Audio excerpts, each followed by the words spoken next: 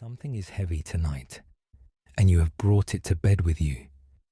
You may not have put words to it. It may be a definite thing, a loss, a change, a person, a piece of news, or it may be that vaguer weight that settles on a chest in the dark for reasons that will not quite hold still long enough to be named. Either way, it is here, and it came to bed with you, and it is the reason you are listening to a voice at this hour instead of sleeping. We are not going to lift it tonight. That is not how heavy things work, and anyone who promises otherwise is not being honest with you. We are going to do something gentler, which is to sit with an old truth for a few hours until the grip on it loosens a little by itself. The truth is this: everything passes, everything. The difficult things and the beautiful ones, the things you are afraid of losing, and the things you cannot wait to be free of. All of it moving, all of it already on its way somewhere else, including tonight, including this weight, including you. That can sound bleak at first hearing. By the end of these hours, I hope it will sound like the kindest thing anyone has ever said to you. Before we go on, settle in properly. There is nowhere to be until morning, and nothing here to accomplish. If you would like, feel free to share what time it is where you are, and what the night is doing outside your window. And if these quiet hours are something you would like to carry with you into other evenings, this channel is on Spotify as well. The link is waiting in the description below for whenever you want it, which does not need to be tonight. You do not need to know anything about Buddhism to be here. You do not need to concentrate or remember or take anything away. There will be slow stories and old teachings and long stretches where nothing much happens at all, and none of it is a test. If your attention drifts off in the middle of a sentence and comes back 3 chapters later, that is not a failure. That is what a mind sounds like as it falls asleep, and it is exactly what we are hoping for. So let the body arrive. Let your weight be handed over entirely to whatever is holding you. The mattress underneath, the pillow, the blanket across your legs. Let the shoulders come down away from the ears. Let the jaw loosen. Let the hands rest wherever they have fallen, open or closed. It does not matter. Take one slow breath in through the nose and let it go out without managing how it leaves. And let us begin. There is an orchard on a hillside above a river valley, and for 1 week every spring it stops the traffic on the road below it. The rest of the year nobody looks at it. It is a hillside of grey-brown trees in rows, unremarkable, with grass between them and a stone hut at the top corner. But for about 7 days in April, sometimes 5, occasionally 9, never the same week twice, every one of those trees comes into blossom at once, and the whole slope turns the colour of the inside of a shell, and people come from 3 valleys away to stand at the bottom of it and look up. The man who kept that orchard had kept it for a long time. He was not sentimental about the trees. He pruned them hard and thinned the fruit in June, and cut out the ones that stopped bearing. He was there for plums, not for beauty. The blossom was simply the noise the trees made on the way to the fruit, and in a bad year it worried him, because blossom that opens too early meets the frost, and there is nothing to pick in August. He knew the week was coming by the smell before he saw anything. That faint green sweetness that comes off an orchard about 4 days before it opens. And he would say to his wife, and later to nobody, "It will be Thursday," and he was usually right within a day.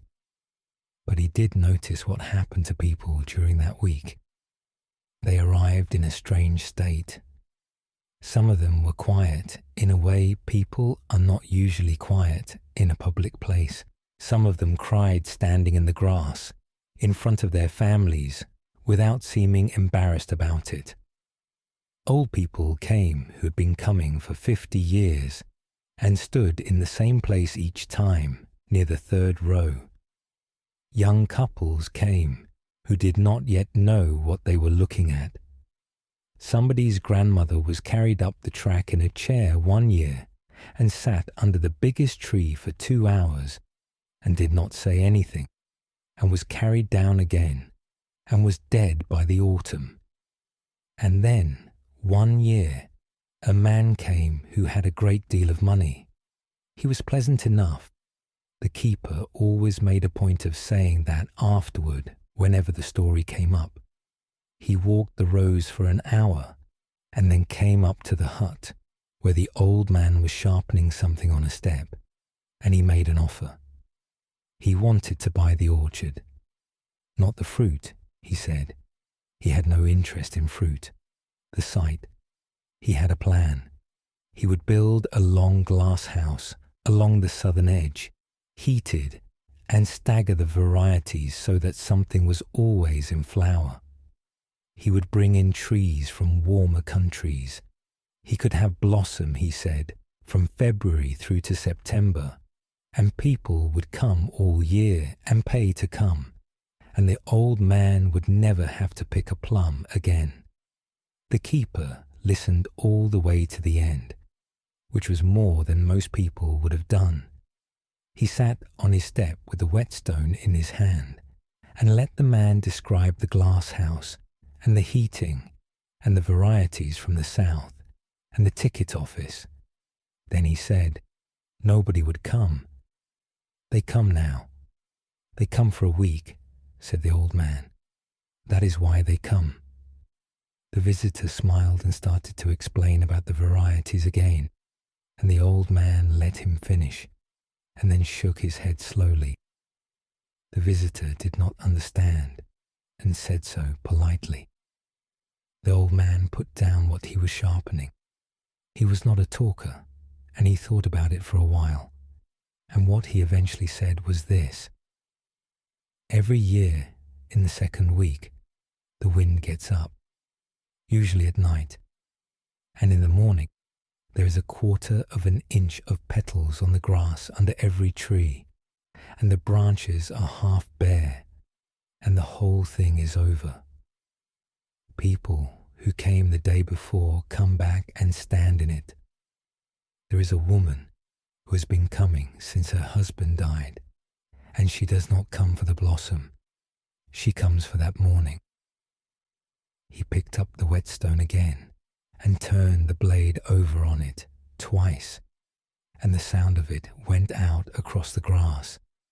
You cannot sell them a flower that does not fall. There is nothing in it. There is a detail the keeper's niece added years later when she told this to somebody in the village. The old man had not always understood it either. When he first took the orchard on, in his 20s, he had resented that week, the visitors, the cars in the lane, people walking through the rows and snapping small branches for their kitchen tables. He had put up a sign one year. He had considered offence.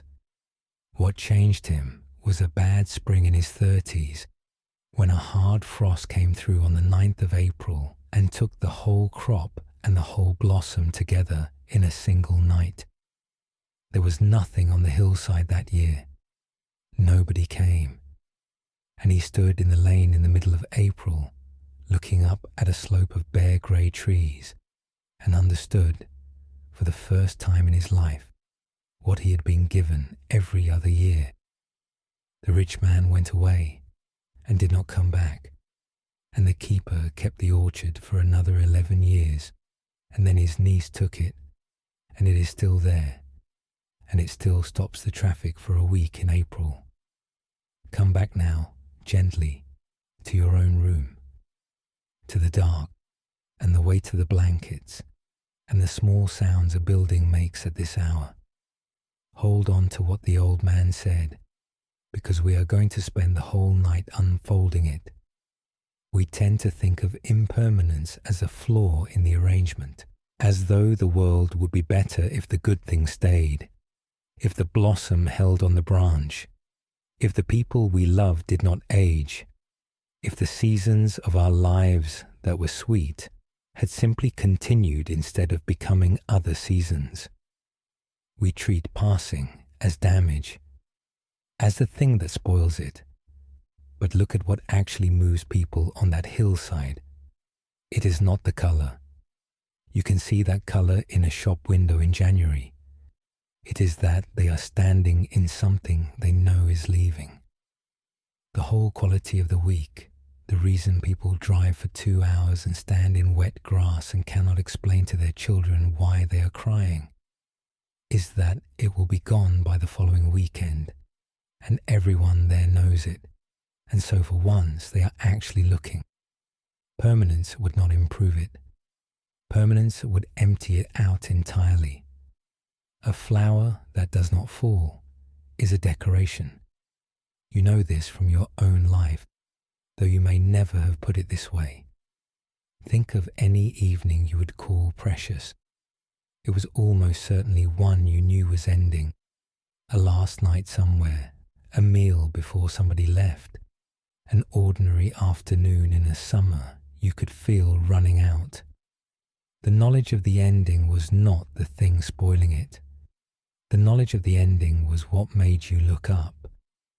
Now, this is the easy half of the teaching, and I want to be honest that it is the easy half. It is comfortable to say that beauty is precious because it passes when we are talking about blossom.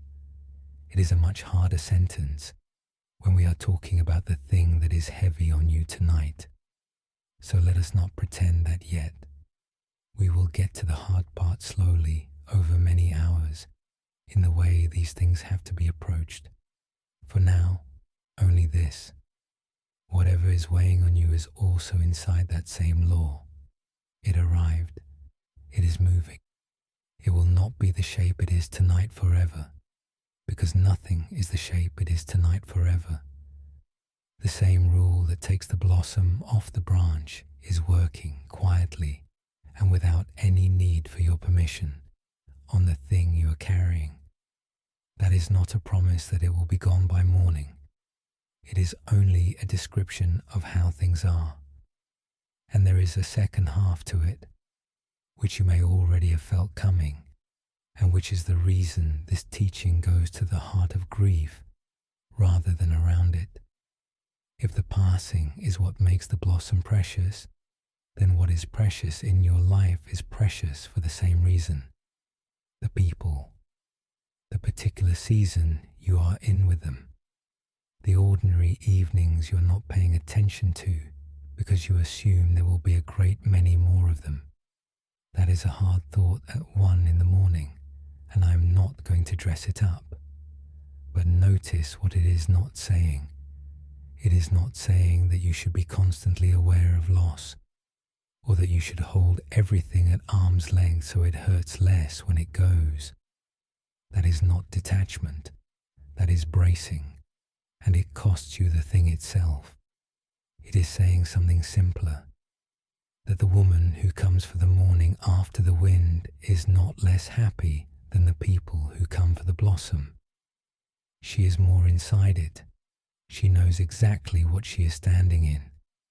So tonight is not going to ask you to be glad about anything. Gladness is not available on demand, and it is not the point.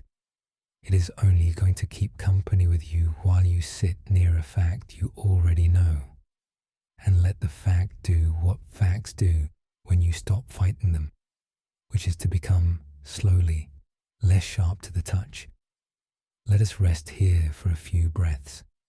Feel the bed underneath you, taking your entire weight. Let the shoulders drop back into it, and then a little further. Let the arms be heavy. Let the hands lie open. Let the jaw come apart very slightly so the teeth are not touching. Let the tongue rest low in the mouth. Let the space between the eyebrows go smooth and wide, and let the breath come in and go out, and let the going out be the longer and softer of the two without your arranging it. Let the room be dark around you. Let the night be as long as it is. Let the weight in your chest be exactly as heavy as it is. You are not required to make it lighter, and trying would only be one more thing to do at an hour when nothing needs doing.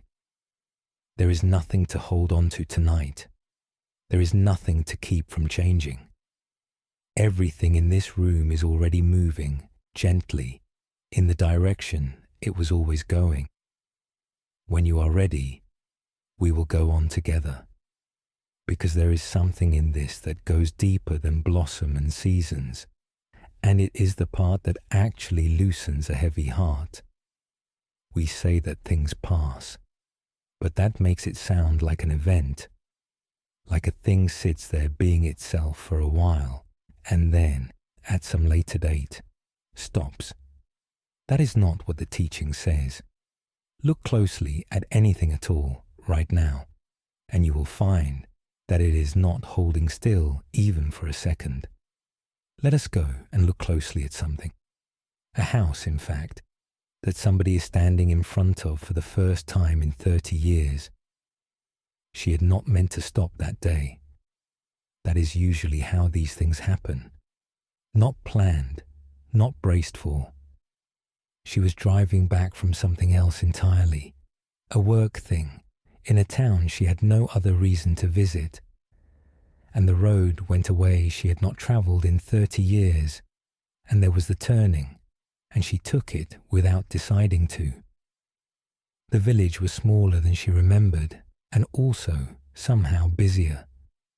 There were cars parked along both sides of a lane that had never had cars on it, and a hedge cut into a shape nobody in her childhood would have had the time for. The shop had become a house.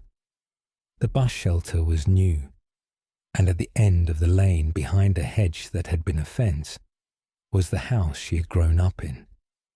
She sat in the car for a while with the engine off, doing the arithmetic of it. 31 years. Her father had been dead for 19 of them. The last time she had walked out of that door, she had been 22 and carrying a box of records. Then she got out and knocked, because that is the kind of person she was, and a woman of about 40 answered with a tea towel in her hand, and a child somewhere behind her shouting about something, and after a slightly awkward minute, she was standing in the hallway of her own childhood. It was completely there. That was the first shock, and it went through her like cold water. She had to put a hand on the wall. The stairs went up in the same place with the same turn at the top. The floor made the same sound under her feet, which she had not known she remembered. There was a particular quality to the light coming through the glass above the door. A green gold filtered through whatever was growing outside, and it was exactly the light of 10,000 afternoons, and it was completely gone. The walls were a different colour. The kitchen had been opened out into what had been a pantry and a coal store. Her father had put a shelf up in the alcove by the fireplace with the wrong sort of bracket, and the shelf was not there, and neither was the fireplace. In the door frame to the back kitchen, there had been a set of pencil marks with dates beside them, going up in uneven steps, and she went and looked, and the frame had been sanded and painted white perhaps 4 times since. The woman with the tea towel was kind about it. She said, "Take as long as you like," and went back to whatever she had been doing, and let her stand there in the hall on her own, which was the correct thing to do, and which not many people would have thought of. She made tea and did not talk very much, which was the correct thing to do and could not have been easy with a child shouting. She went upstairs because she was offered and because she could not. Her room was a small blue office now, with a desk under the window and a printer on the floor. She stood in the doorway rather than going in. The window was the same window. The view was not. There were houses across what had been a field. But the sill was the sill. The same painted wooden sill she had knelt on with her elbows for whole afternoons, and she put her hand on it without thinking, the way you touch the back of a chair. And what struck her, standing in the back garden 10 minutes later, looking at a tree she had watched being planted, and which was now enormous and had a rope swing in it, belonging to somebody else's children. What struck her was not that the house had changed. It was that the house she was looking for had never existed. Not the house she had lost, the house she was looking for. The one she had been carrying around for 30 years. Because which house was it? The house of the year she was 6, with the dog, and the terrible carpet in the front room, and her grandmother still coming on Sundays, or the house of the year she was 11, after the extension, when her brother had the room at the back, or the house of the last year, when it was quiet in the wrong way, and everybody was being careful with each other, and the sailboard went up in the spring. Those were 3 different houses, and she had been 3 different people living in them.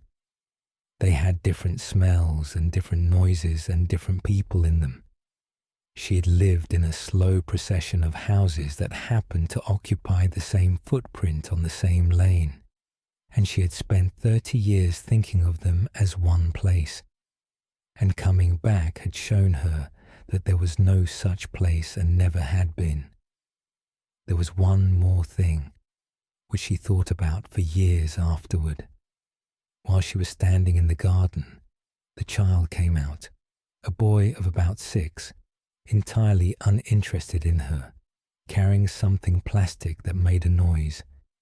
He went past her and up onto the swing, and hung upside down from it in the way that children do, and shouted something to his mother about a cat. And she thought, he is in it now.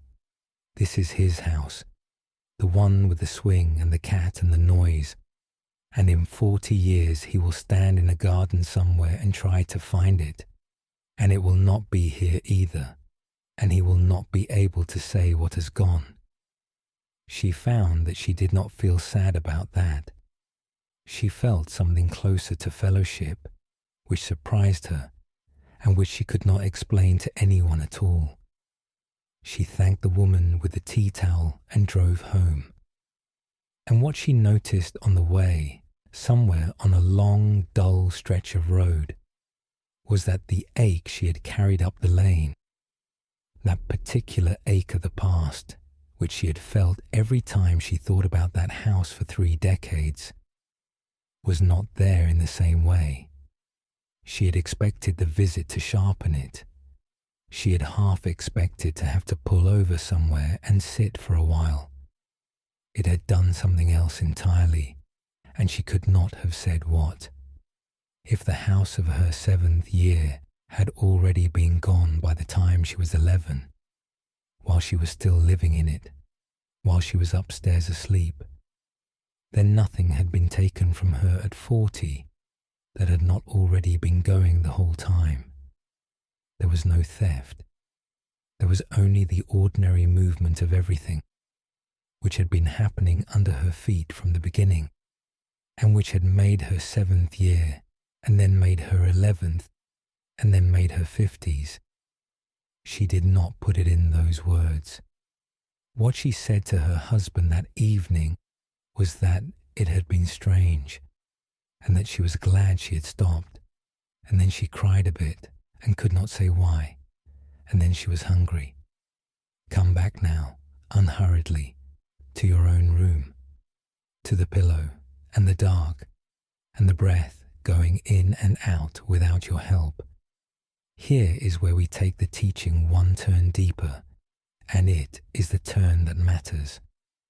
The Buddhist word is anicca, and it is usually translated as impermanence, which is accurate and slightly misleading. Because when we hear impermanence in English, we think things end. Eventually, at some future point, this will stop. That is not quite what is being pointed at. The teaching is not that things end.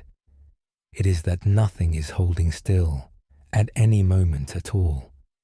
Not the house, not the orchard, not the mood you are in, not the body you are lying in, which has replaced an enormous number of its own cells since you last thought about it, and which is not the body that went to school, not the room whose temperature is changing, whose air is moving, whose walls are very slowly doing what walls do.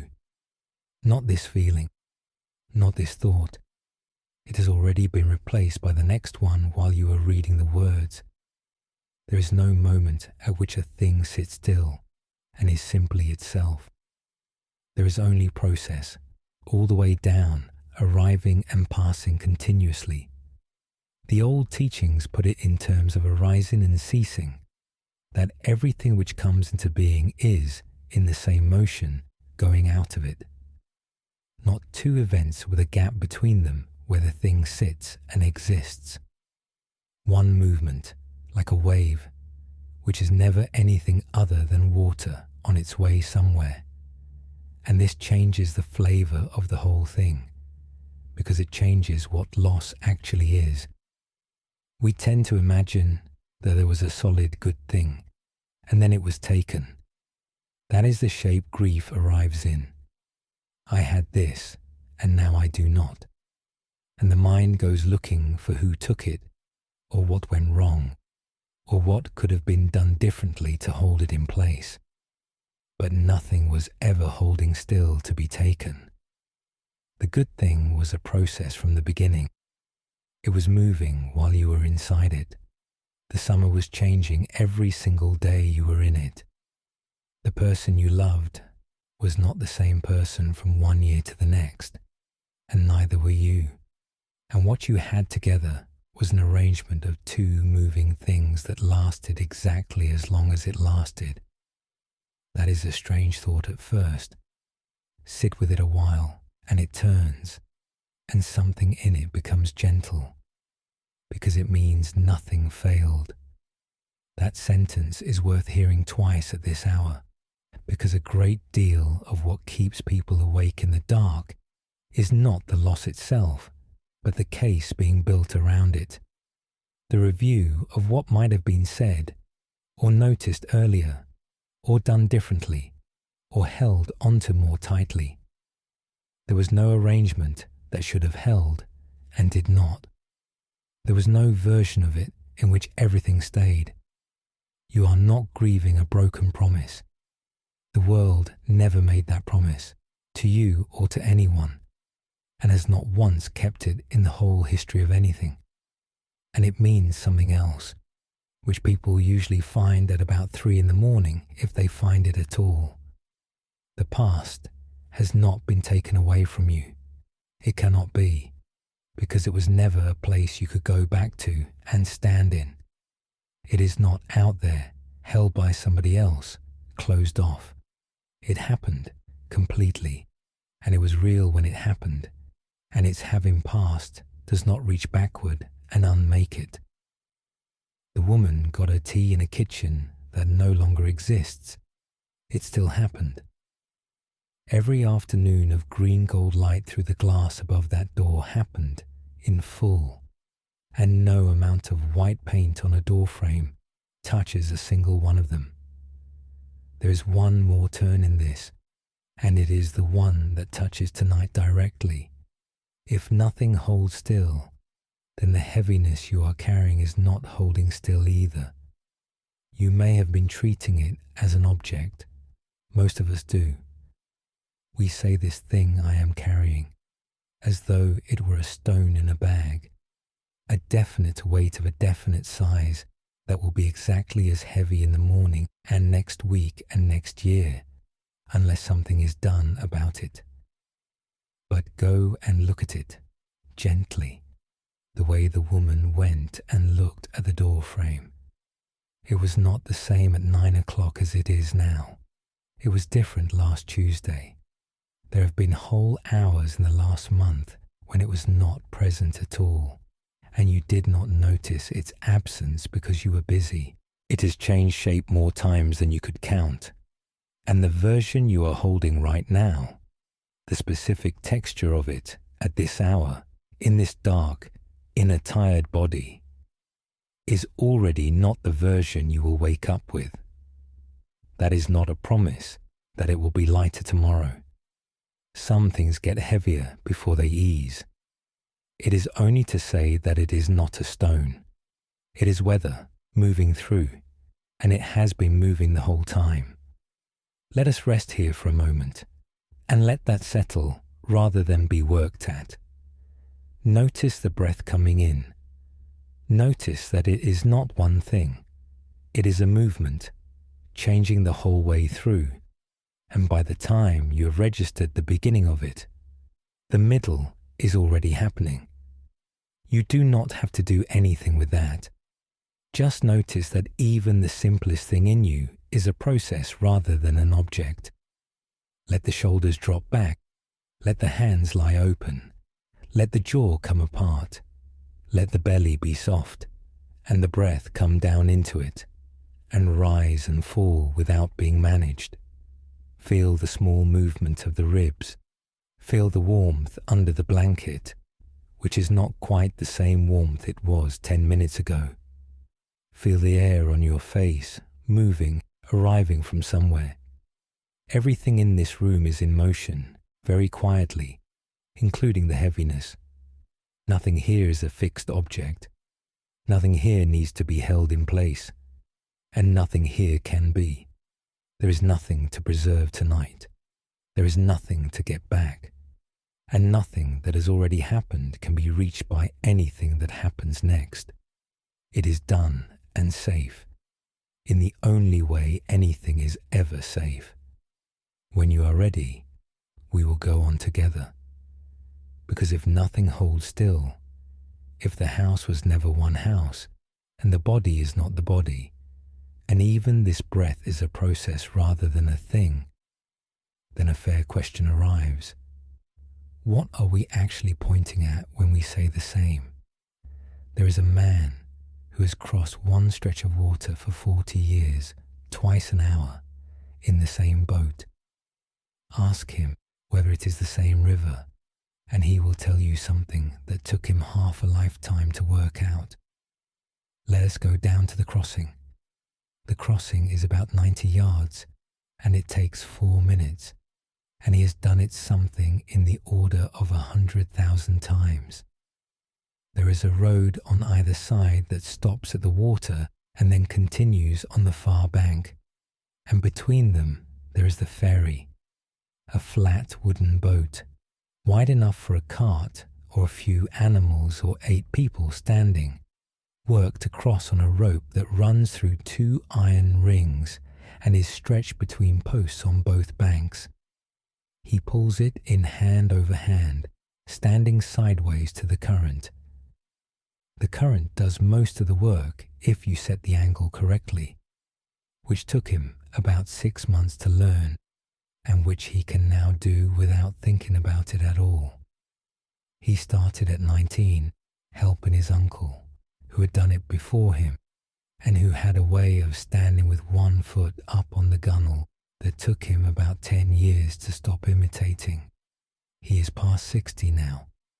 In that time he has carried funerals and weddings, doctors going out at night, a piano, several thousand sheep, a man who was running away from something and did not want to talk about it, and every school child from the eastern side for 2 generations. He knows the water in every mood it has. He knows the way it goes glassy and quick before it rises, and the smell it has in August, and the particular sound the rope makes when there is ice. One winter afternoon, he was taking across a woman who was new to the area, a school teacher, as it turned out, appointed to the village on the eastern side, and she was nervous of the water and talking to cover it. She asked him eventually how long he had worked the crossing. 42 years, he said, 43 in the spring. On the same river, she said, every day. Doesn't it? And she stopped, because she had been about to say bore you, and had realized in time that this might be rude. He knew what she had been going to say. He had heard it a great many times, usually from people who were only on the water for 4 minutes. It is not the same river, he said. She laughed, thinking he was being clever, and that this was probably something he said to everyone. He was not being clever. He said it again, differently, because he had thought about this a great deal over 42 years, and it was, in fact, the thing he found most interesting about his own life. The water that is under this boat now, he said, came down off the hills last week. It is going past us at about the speed of a person walking. By this evening, it will be 12 miles down, and by the end of the month, it will be in the sea. I have never crossed the same water twice. Not once in 42 years. There is no crossing that has anything in common with the crossing before it except the shape. She looked over the side. The water was the color of weak tea and moving faster than she had realized, and a small branch went past them and was gone downstream in the time it took her to notice it. Then what is the river? He thought about that for the rest of the crossing, which he later said was the first time anyone had asked him the right question. It is what the water keeps doing, he said, as they came into the bank. Everything here is on its way somewhere else, but it all goes the same way, in the same place, in more or less the same shape. That is a river. It is not a thing. It is a habit that water has in this valley. She stood on the bank for a moment before she picked up her bag and looked back at the water going by underneath the rope. She got off and went to her school and taught there for 11 years and used to tell that story to her older children when they were being taught about erosion. The crossing itself, on a still winter afternoon, is one of the quieter things a person can do. The rope comes in wet and cold through the hands. The boat swings a little as it takes the current at the middle. There is a moment about 2/3 of the way over, every single time, in every weather, when the far bank stops being over there and becomes here, and the pull changes, and you know without looking that you are nearly in. He never got tired of that moment. He said once that it was the only part of the job that had never become work. There is a second half to it that he told to almost nobody. The boat he was pulling that day was, on the books, the same boat his uncle had worked. It had the same name painted on the side. It had been at that crossing since before either of them was born, and in the 42 years he had been on it, he had replaced, at one time or another, every single plank of the deck, both gunwales, the ironwork on both rings, the rope 4 times, and the whole of the underside twice. Not one piece of wood that his uncle had touched was still in that boat. People still called it by its name. He still called it by its name. When it needed painting, he painted it. And it was the same boat, and there was nothing at all left of the original. It bothered other people when he mentioned it. There was an argument about it once in the inn on the western side that went on most of an evening. Whether it was the same boat or a different boat, whether there was a particular plank at which it had stopped being one and started being the other, whether the name meant anything. He listened to all of it and did not join in, because he had crossed that water twice an hour that day in the thing they were arguing about. He did not find this troubling. He found it, in a quiet way, rather comforting, and it was the reason he was never frightened of getting old. He explained it once to a boy who worked with him for a summer, in the way that men like that explain things, which is to say, while doing something else. The boy had asked which plank was the oldest. He looked around the deck for a while and pointed at one near the stern that had been in since before he took over, and then said that even that one had been refastened twice and turned over once, and that the wood in it had been growing in a forest 140 years ago and would be firewood inside 10. So there is nothing left of the first boat, the boy said, in the disappointed way that boys of 15 say things. There is the crossing, said the ferryman. There has been a crossing here since the Romans. The boats come and go. Come back now, gently, to your own room, to the dark, and the bed holding you, and the sound of your own breathing. This is one of the oldest observations in human thought, and it turns up wherever people have sat beside moving water for long enough. The Buddhist tradition takes it further than most, and what it says is roughly this: the thing you are calling permanent is not a substance, it is a pattern, and a pattern is a real thing.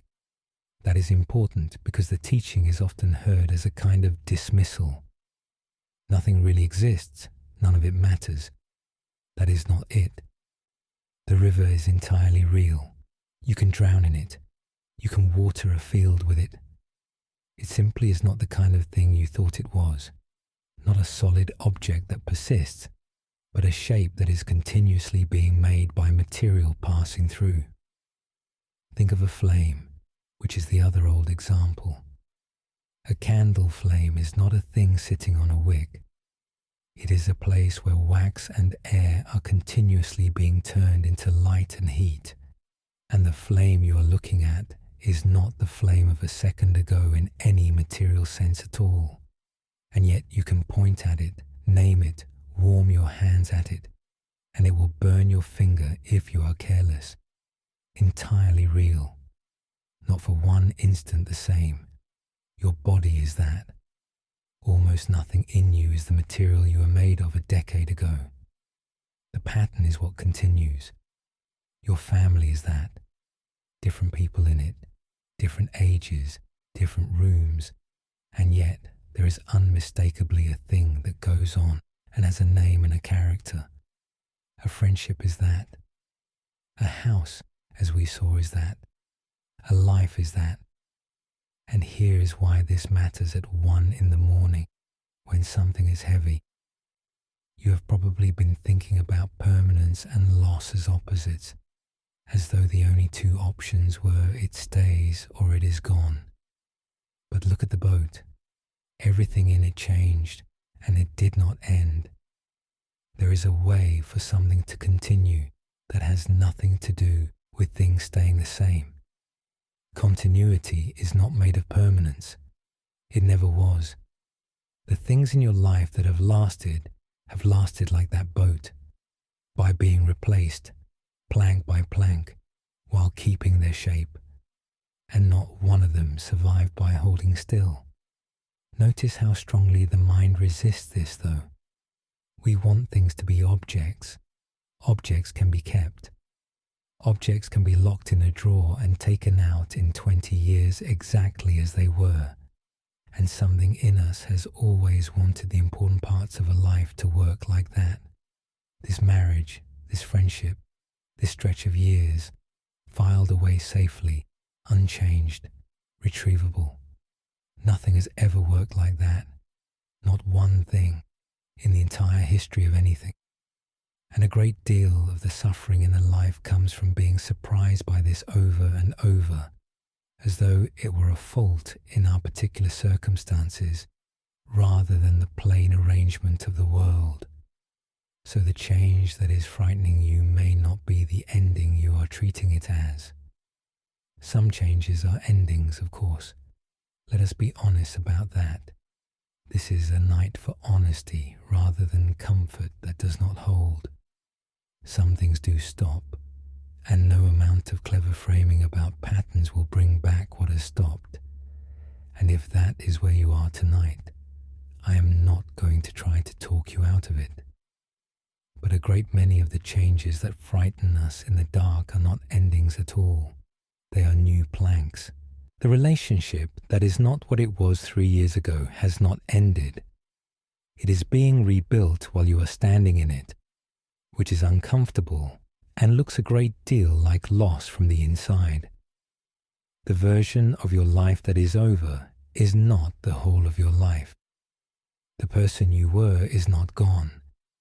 They are the earlier planks of something that is still afloat and still has your name painted on the side. The ferryman was not frightened of getting old because he understood that he had already been many people in the same shape on the same crossing, and that nothing terrible had happened during any of the replacements. There is one more thing in it, and it is the gentlest, and it is worth taking to sleep with you if anything is. The grief is also a pattern. Whatever you are carrying tonight is not a stone and not a permanent installation. It is a shape that something in you keeps making. A habit, in the ferryman's sense, a way the water goes in this particular valley. And patterns change slowly and genuinely, not by being fought, but by having different material pass through them, day after day, ordinary week after ordinary week, which is why grief a year from now is a different animal from grief tonight, even when nothing has been resolved and nothing has been replaced, and you would not say that anything has healed. The shape is still there. The water in it is entirely new. You do not have to believe this tonight. You only have to notice that it has been true of every heavy thing you have ever carried, including the ones you are certain would never change. Let us rest here for a while and feel that rather than think about it. Feel the breath moving. Notice that the air coming in now is not the air that came in a moment ago. None of it stays. The whole of your breathing is a river, and the pattern of it, the slow, steady rise and fall that has been going on all your life, has never once been made of the same material twice. Let the shoulders drop. Let the arms be heavy. Let the hands lie open on the blanket. Let the jaw come apart and the tongue rest low, and the space between the eyebrows go smooth. Let the breath come in and go out and take nothing with it that needs keeping. Let the bed hold the whole weight of you, the head, the shoulders, the hips, the heels. Let each of those give a little more than it was giving a moment ago. Everything here is passing through. The air, the warmth, the hour, the heaviness. Nothing is required to stay, and nothing is required to be held in place.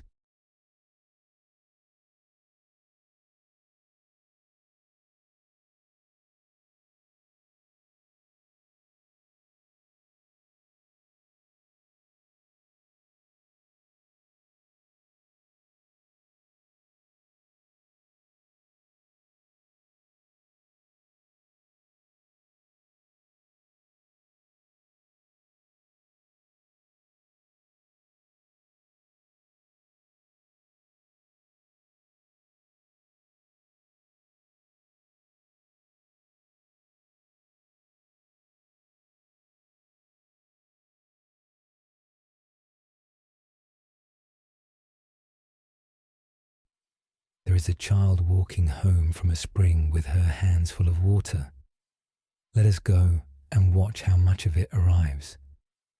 The spring came out of the hillside above the village into a stone basin somebody had cut a very long time ago, and it was the best water in that whole country, cold in August, never failing, tasting faintly of the rock. Everyone in the village went up for it, every day, all year.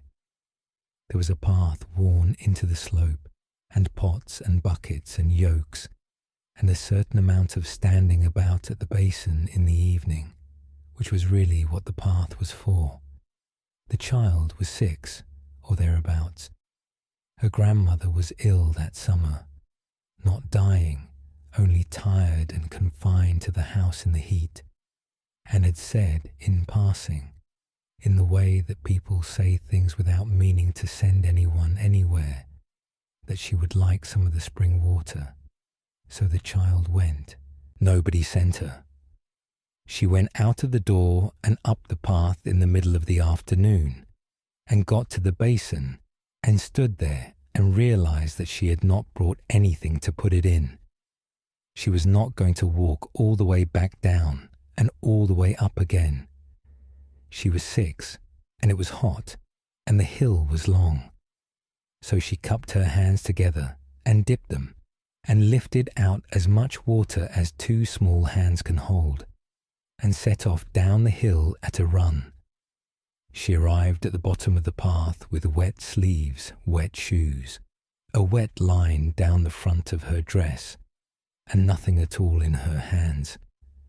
She stood there looking at her own empty palms with an expression of pure betrayal. She went back up the hill. This time she thought about it properly on the way. The problem, she reasoned, was the running and the gaps between her fingers. So she filled her hands again and pressed her palms together hard, squeezing the edges shut, and walked down carefully. It went faster than before, and she watched it go, which was worse. The harder she pressed, the more it forced its way out. Over the top, between the heels of her hands, down her wrists. By the third bend in the path, her hands were empty and aching from the effort.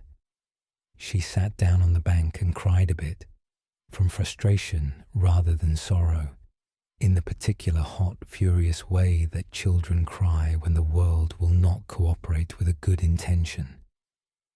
Then she wiped her face on her arm and went back up a third time, because she was that sort of child. There was an old woman at the basin by then, filling a jug, who had watched all of this from part way up. She did not laugh, which the child noticed and remembered for 50 years. She simply set her jug down on the stone rim and waited until the child had stopped scowling at her own hands. "Come here," she said. "Show me your hands." The child held them out in front of her, red across the palms from all that squeezing. "You are gripping. Water does not stay where it is gripped. Look." And she cupped her own hands loosely and held them level and dipped them and lifted them out full and still. Loose, level, and slow. You will lose some. You will lose most of it, but some of it comes with you. The child tried it at the basin twice until her hands stopped wanting to close.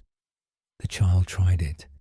She went down the hill at a walk, arms out in front of her like someone carrying something precious, which she was, spilling steadily the whole way, and arrived at her grandmother's chair with perhaps 2 mouthfuls left in the bottom of her hands. Her grandmother drank it. That is worth pausing on, because it would have been easy for a tired woman in a hot room to laugh, or to say, "Oh, sweetheart, that is nothing," and it would have been meant kindly, and it would have undone the entire afternoon. She did not. She took the child's hands in both of hers, and bent her head and drank the 2 mouthfuls out of them. She said it was the best water she had ever had, and she was probably not lying, and the child stood there dripping and entirely satisfied. She used a jug or a cup on every subsequent journey for the rest of her long life, and brought a great deal more water down that hill than 2 mouthfuls at a time. She was 6, not foolish, but she remembered all her life what had happened when she squeezed. There is a small coda to it, which she told once when she was very old, and someone asked her the sort of question that gets asked at that age. She said that the strange thing was how well she remembered the 3rd journey. Not the failures, the 3rd one, the slow one, walking down that path with her arms out, and the water going through her fingers the whole way, and the sun on the back of her neck. She said she could not remember a single one of the hundreds of journeys she made afterward with a cup. Come back now, gently, to your own room, to the dark and the weight of the blankets, and the breath going quietly in and out. Here is the heart of the whole night. The pain does not come from the water flowing. It comes from the closing of the hand. This is the second of the 4 things the Buddha is recorded as teaching first, and it is stated with a kind of surgical plainness that people often miss because they expect something more mystical. The cause of our suffering, the teaching says, is craving, the reaching for what we do not have, and the clutching at what we do, and the pushing away of what we do not want. Not change. Change is simply the weather of existence, and the tradition does not treat it as a problem to be solved. The teaching is precise about where the ache actually lives. It lives in the grip. Sit with that distinction for a moment, because everything else in this night rests on it. 2 people can face the same loss, the same news, the same ending, the same empty chair, and what happens next in them is not the same, and the difference is not that one of them cares less.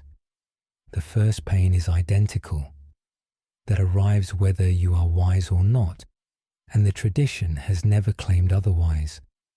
What differs is what the mind does immediately afterward, whether it opens around the pain or closes, and you can test this in your own body tonight with the thing that is heavy.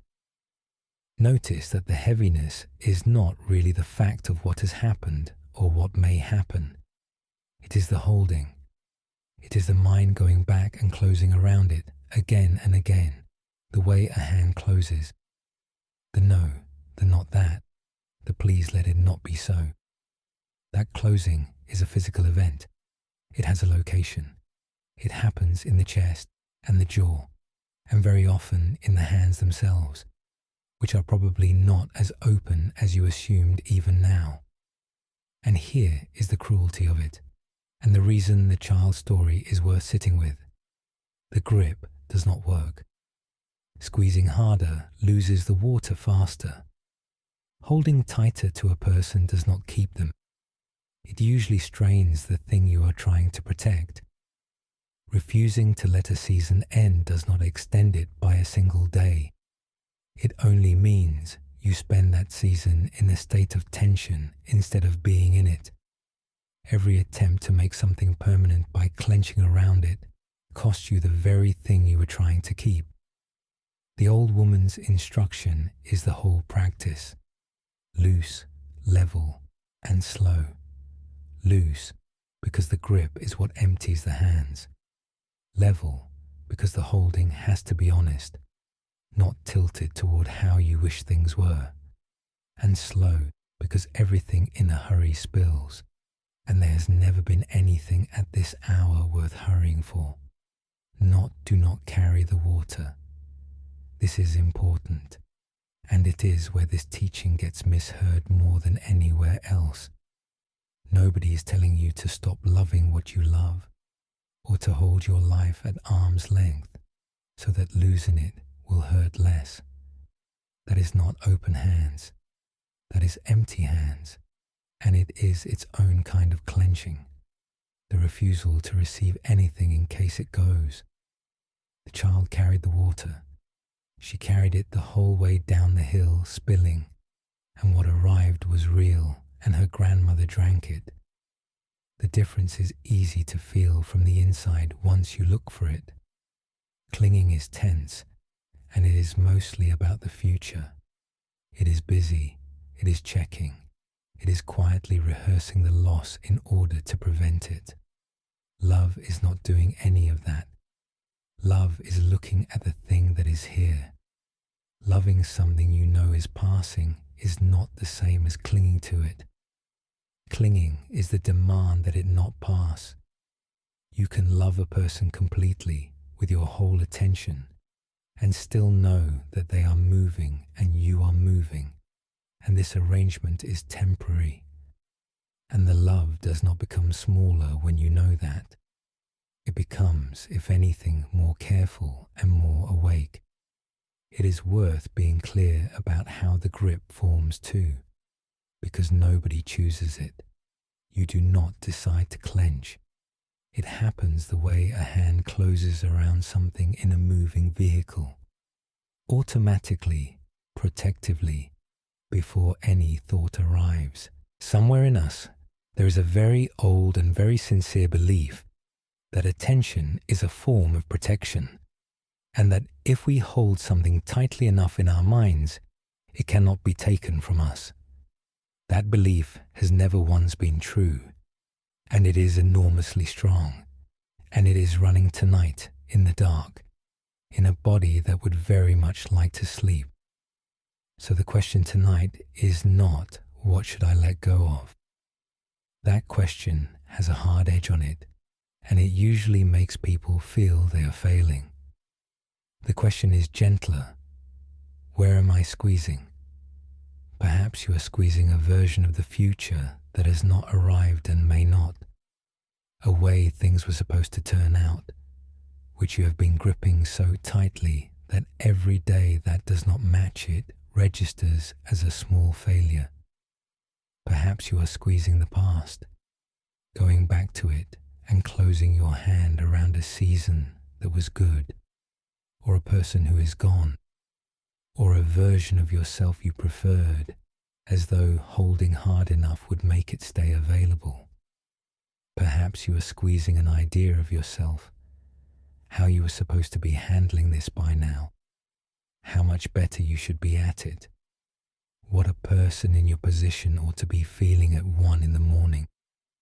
Perhaps you are squeezing tonight itself, this hour, this wakefulness, this heaviness, gripping it and turning it over and demanding that it be different. You do not have to open your hands. That is a large instruction, and it is not usually available on command. And being told to let go by somebody who is not carrying what you are carrying is one of the more irritating experiences in a human life. Just notice the squeezing. That is enough for tonight. Nothing else is being asked of you at this hour, and noticing is something a tired person can actually do. Noticing is not a small thing, by the way. It is most of the work. A grip you have noticed is already slightly looser than a grip you have not because you did anything about it, but because part of what keeps a hand clenched is that nobody is looking at it. The child did not decide to relax her hands. Someone showed her that she was squeezing, and after that her hands did the rest themselves. Let us do it literally, because the body understands this faster than the mind does. Find your hands wherever they are, under the blanket or on top of it. Notice their shape. Notice whether the fingers are curled in, even slightly. Now, without any drama, let them uncurl. Let the fingers spread just a little. Let the palms soften and open, however they are facing. That is all. 2 open hands in the dark, holding nothing, at 1 a.m. Notice that nothing was lost when you opened them. Nothing fell. There was never anything in them at all. The holding was happening somewhere else, and the hands were only doing what the mind was doing faithfully all evening. Now let the same softening move up the arms, the wrists, the forearms, the elbows, the shoulders coming down and back into the bed, and let it move into the chest where the closing lies. You do not have to release anything there. Just put your attention on it, warmly, the way you would put a hand flat on a door. Let the breath come in and go out, and let it be loose, level, and slow. There is nothing to hold. There is nothing to grip. Everything in this room is passing through, and enough of it arrives. Let the jaw come apart.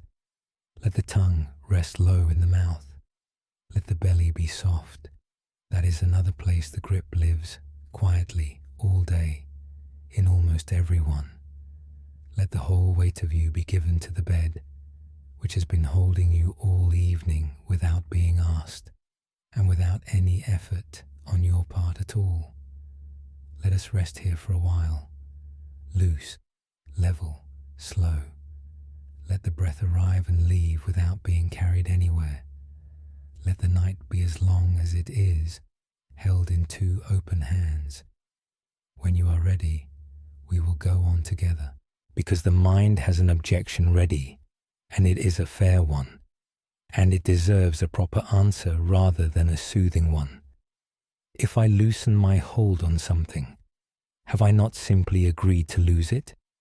Is opening the hand not just a slower way of giving up? There is a woman in a garden in January, standing in front of a hive that looks completely dead, explaining to a worried neighbor what is actually happening inside it. Let us go and listen to her. There is frost on the grass at the bottom of the garden, and it has not lifted once all day, and the two of them are standing in front of 4 hives at the bottom of a long garden with their hands in their pockets. The young man has just taken on his uncle's bees, which arrived along with the house and the outbuildings and a great deal of feeling he has not sorted through yet. He knows almost nothing. He has read one book, which was written in 1962, and he has been coming down to look at the hives every day since November with a growing sense of dread.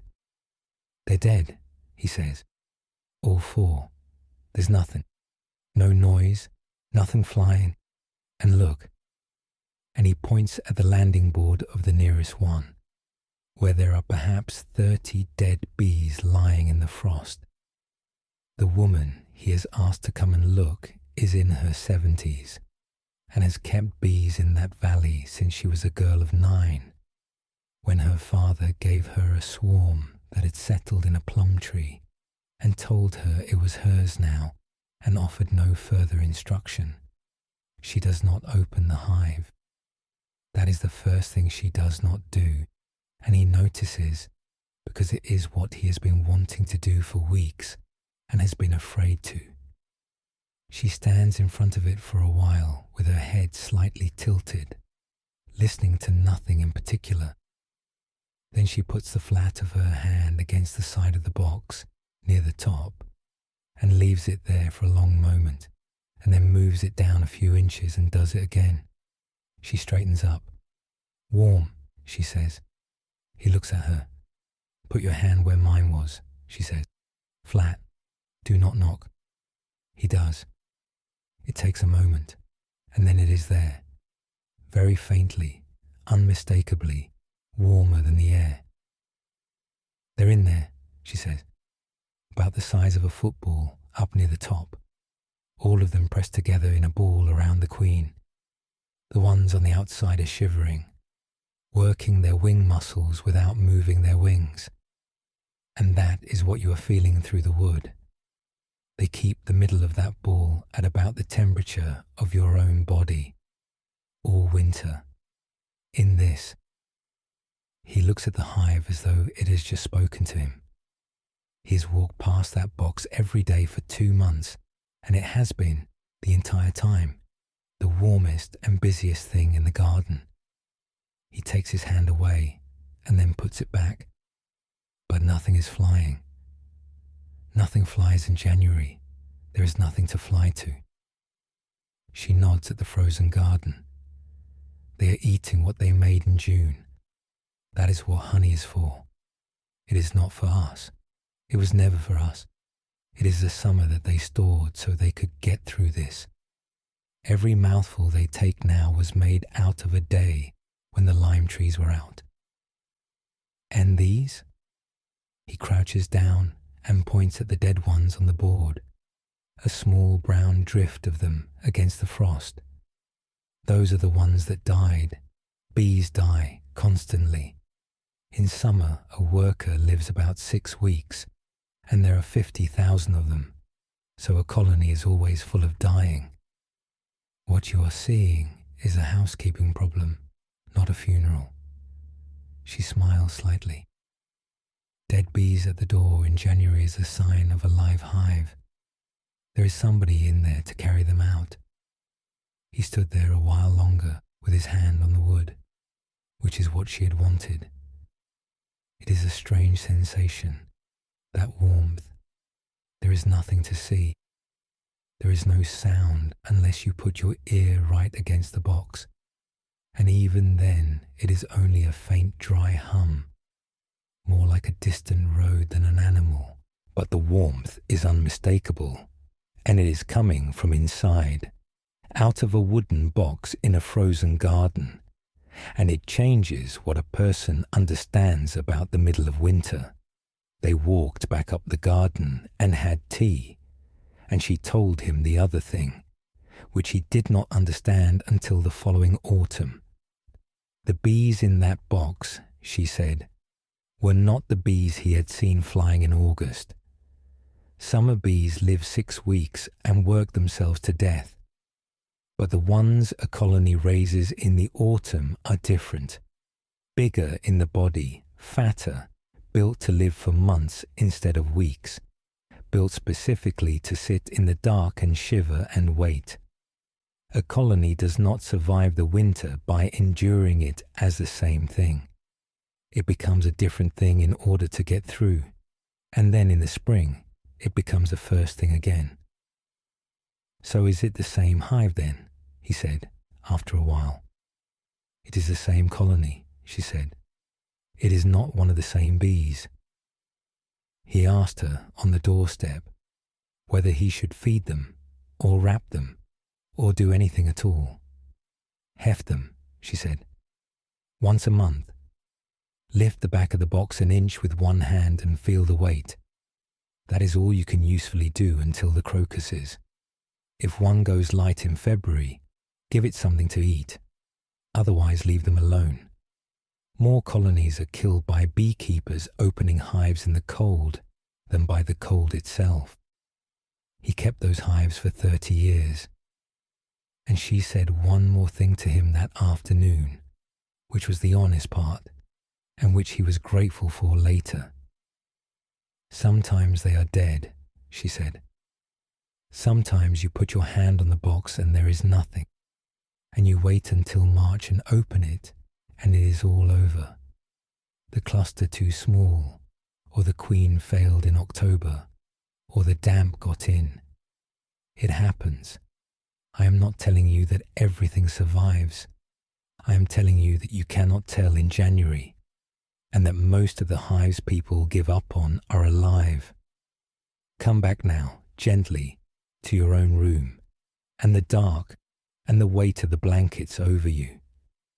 Here is the thing that beekeeper knew, and it is worth carrying into whatever season you are in. A great deal of what we grieve is not loss. It is transformation, misread. We are not very good at telling those two apart, and it is not our fault. From the outside they look identical. Something that was full of noise and movement goes quiet. Something that was flying stops flying. And the mind, which likes to conclude, concludes, it is over, it is dead, it is gone. But there are so many kinds of quiet, and we have almost no practice at telling them apart. There is the quiet of a hive in January, which is the sound of 50,000 creatures keeping each other alive in the dark on the memory of a summer. There is the quiet of a friendship in a difficult year, when neither of you has the capacity to reach, and both of you assume the other has stopped caring. There is the quiet of a person you love going through something they cannot talk about yet. There is the quiet of a part of your own life that has gone underground. The work, the interest, the version of yourself that used to fly and now does not, and which you have privately concluded is finished at the age of 40 or 50 or 70, in the middle of a January that may not be permanent. There is the quiet of a house after the children have gone, which is not the same quiet as an empty one. And there is the quiet of grief, which is its own long winter, in which a person can be doing an enormous amount of work at a temperature nobody outside can see. The teaching does not say that nothing ever ends. It would be dishonest to say that, and the beekeeper did not say it either. She was clear that sometimes you open the box in March and it is over. Some things really do end, and we will speak about that properly, because a night that only offers comfort is not much use at 3 a.m. What the teaching says is subtler, and at this hour more useful. That change and ending are not the same event, and that we routinely mistake the first for the second. And the mistake runs the other way as well, which is worth a moment. We miss endings that have already happened, while we are busy waiting for change. Standing in front of something that is genuinely finished, hefting it every week, telling ourselves it is only January. That is the same error wearing different clothes, concluding in advance in the absence of evidence, because uncertainty is uncomfortable and any conclusion feels better than none. The beekeeper's discipline cuts both ways. She did not say it is alive. She said you cannot tell in January, because change is the one constant. It is the fabric of the thing, and so it cannot be, in itself, the disaster we treat it as. If everything is always changing, and everything that changes were a loss, then a life would be nothing but continuous bereavement. And it is not, and you know it is not, because you have lived through changes that took everything you thought you wanted and put you somewhere you could not have imagined and would not now trade. Notice too what the concluding costs. The young man had spent 6 weeks in a state of low dread over 4 hives that were entirely fine. Nothing was wrong except his interpretation, and the interpretation was doing all the damage. The sleeplessness, the guilt about his uncle, the sense of having failed at something before he had properly begun. That is worth checking tonight, gently. How much of the weight in your chest is the situation itself, and how much is the conclusion you have drawn about it? In January, on incomplete information, in the dark. So when you find yourself in a January, the skill is not optimism. The skill is being able to wait without concluding. That is all the beekeeper was doing with her hand flat against the wood. She was not deciding. She was not telling him a comforting story. She was gathering the small amount of information available in January, which is very little, and declining to draw conclusions that only March can give you. And you will not be able to tell tonight. Nobody can tell anything at this hour. The mind at 1 a.m. is a beekeeper who has been standing in a frozen garden for 6 weeks with no information and far too much time. You do not have to know tonight what any of this means. That is the relief in it. You are allowed to lie in the dark, in the middle of a cold, quiet stretch of your life without deciding what it is. There is something else in the hive worth taking with you too, and it is the part about the winter bees. The colony does not get through by being what it was in July. It could not. Summer bees would be dead in a fortnight. What it does instead is make a different kind of creature, heavier, slower, built to sit still in the dark for months, and it becomes that thing for as long as the season requires, and then it stops being that thing when the light comes back. You may be a winter bee at the moment. That is not a failure of your personality. If you are slower than you were, and less interested in things and unable to do what you did easily 2 years ago, it is worth considering that you are not a broken version of your summer self. You may be exactly the right shape for the season you are actually in. Heavier, quieter, mostly holding still, and doing something at the center that nobody outside the box can see. And whatever is going on underneath, in you, at a temperature nobody can see, including you, it is going on. Something in a person keeps working through the winter. It always has. It is working right now, in a body lying still in a dark room, on the stored summers of your whole life. It does not need your attention in order to work. That is worth saying plainly at this hour, because a tired mind will try to turn even this into a task. You do not have to monitor your own recovery. You do not have to check several times a night whether anything is happening in there. The hand on the box once a month, not the lid off in the cold. Let us rest here for a while. Feel the warmth under the blankets, your own warmth, made and kept by a body that has never once asked your permission to look after you. Let the shoulders come down. Let the arms be heavy. Let the hands be open and loose, the way we found them earlier.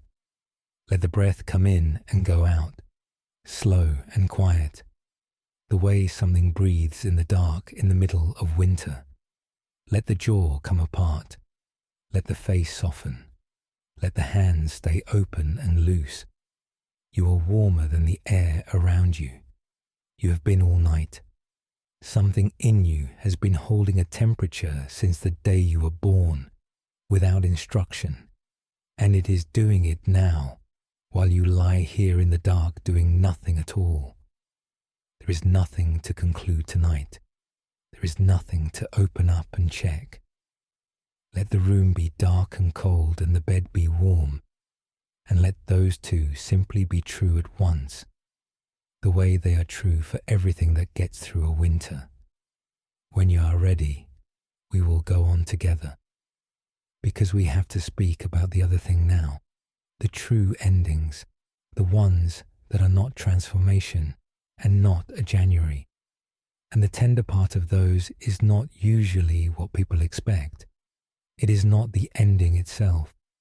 It is that we almost never know, at the time, which one was the last. There is a woman standing at the bottom of a staircase years later, trying to remember something and unable to. Let us go and stand with her for a while. The staircase in that house is nothing special, and nobody has ever remarked on it. 13 steps, a turn 2/3 of the way up where the wall is scuffed at hip height. A window on the half landing that catches the last of the light in summer and shows nothing at all in winter. She is standing at the bottom of it at 11:30 at night with a cup of tea going cold in her hand. And her son is 19 and asleep upstairs after coming home unexpectedly for the weekend, and she is trying to remember something and cannot. For years, 6 or 7 of them, though the edges of it are vague now. She carried him up those stairs at the end of nearly every day of his life. It began because he was small, and it was easier, and it continued long after it stopped being easier, because by then it was the shape of the end of the day. It was one of the fixed things. Bath, then pajamas, then the story on the small chair by the window, and by the end of the story he would be more asleep than awake, and she would gather him up and take him up those 13 steps with his head on her shoulder and his hand hooked into the collar of her shirt. She knew the weight of him at every age, the small hot bundle at 2, the sudden solidity at 4, the long-limbed awkwardness at 6 when his knees began catching on the banister and she had to hold him differently. She knew which stair creaked, the 5th one, and exactly how to take it so that it did not. She could do the turn at the half landing without banging his feet on the banister, which had taken practice, and which she was privately rather proud of, and had never mentioned to anyone in her life, and she cannot remember the last time she did it. That is what she is standing there trying to find. There must have been a last time. That is simple arithmetic, a specific evening, a particular story, a particular weight on her shoulder going up a particular set of stairs, and she has no idea which one it was. It is not in her memory anywhere. She has hundreds of those nights, and not one of them is labelled. Somewhere in there he got too heavy or too old, or simply got down off her lap at the end of the story and walked up on his own one evening, because he wanted to, and she carried on with the rest of the evening and did not think about it, and never carried him again. She never knew she was doing it for the last time. That is the thing she is standing at the bottom of the stairs with, at 11:30 at night, with a cup of tea she is not going to drink. There was no ceremony. There was no photograph. There was almost certainly a load of washing that needed putting on, and something on the radio, and a school bag to find in the morning. She can remember other things from that period with absurd precision. The pattern on the curtains in his room, the particular book with the torn cover that had to be read in a particular voice, the smell of him after a bath, the way he said again, not asking, instructing. She can remember a night when he was 3 and would not settle, and she carried him up and down the landing for 40 minutes and was, by the end of it, quite close to tears with tiredness and irritation. She cannot remember the last one. There is no memory there at all, only a gap where an ordinary evening was, followed by a life in which she did not carry him upstairs anymore. She said something about this to a friend a while afterward, and the friend, who was a practical woman and had buried a husband, said the thing that turned it round. "If you had known," she said, "what would you have done differently?" "I would have paid attention. I would have—" And she stopped, because she could hear how it sounded. "You would have spent the whole thing knowing it was ending," said her friend. "You would have been standing outside it, looking at it, making it into a memory while it was still happening, and it would have been a sadder night than the one you actually had, which was an ordinary Tuesday, where you carried your son up to bed." The woman thought about that for a long time. She had been carrying, without noticing, a small private guilt, the sense that she had let something important go past her without marking it, that a better mother would have known, would have felt the weight of it that evening and understood. And what her friend had shown her was that there had been nothing to notice. There was no signal. That evening was not different from the 400 before it. It was only made into the last one afterward by everything that followed, and nobody living in it could have known.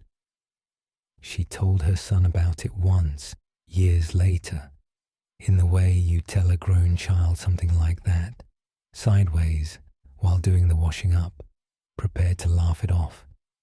He said he could not remember any of it either. Not one specific night, just a general sense, he said, of being carried. She found that this was the best answer she could possibly have been given. She still stands at the bottom of the stairs occasionally, but what she does now is different. She does not try to find the last time anymore.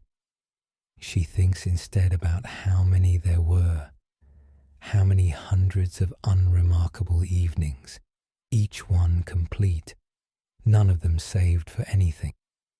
And she thinks about the fact that there is a 19-year-old asleep at the top of them tonight, in the same room with different curtains, home for 2 days because he wanted to be, and that this too is one of an unmarked number, and that she does not need to know which. She takes the cold tea back to the kitchen and pours it away and goes to bed.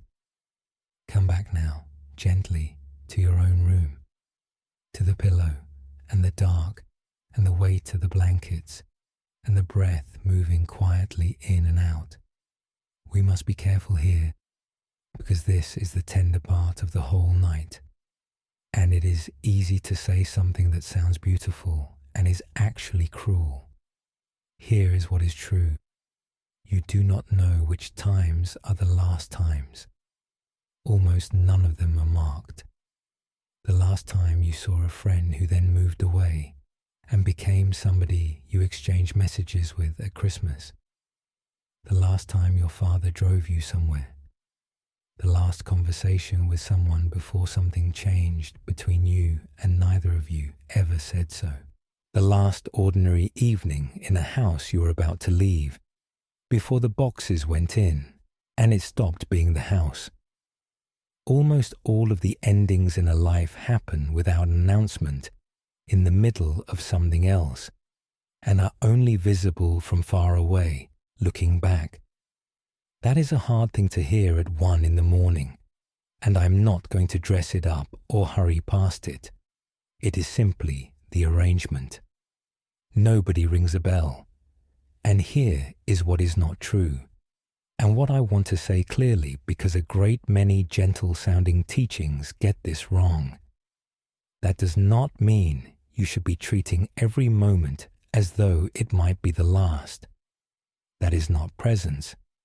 That is vigilance, and it is exhausting, and it is the closed hand again in a more spiritual costume. A person who is constantly aware that everything is ending is not living more fully. They are standing slightly outside their own life, curating it, and it is a lonely place to be. Nobody can hold that. Nobody should try. The friend at the bottom of the stairs had it right. If the woman had known which Tuesday was the last Tuesday, she would not have had the Tuesday. She would have had a farewell, a heavier, sadder, more self-conscious thing, and the ordinary evening would have been lost in the middle of it.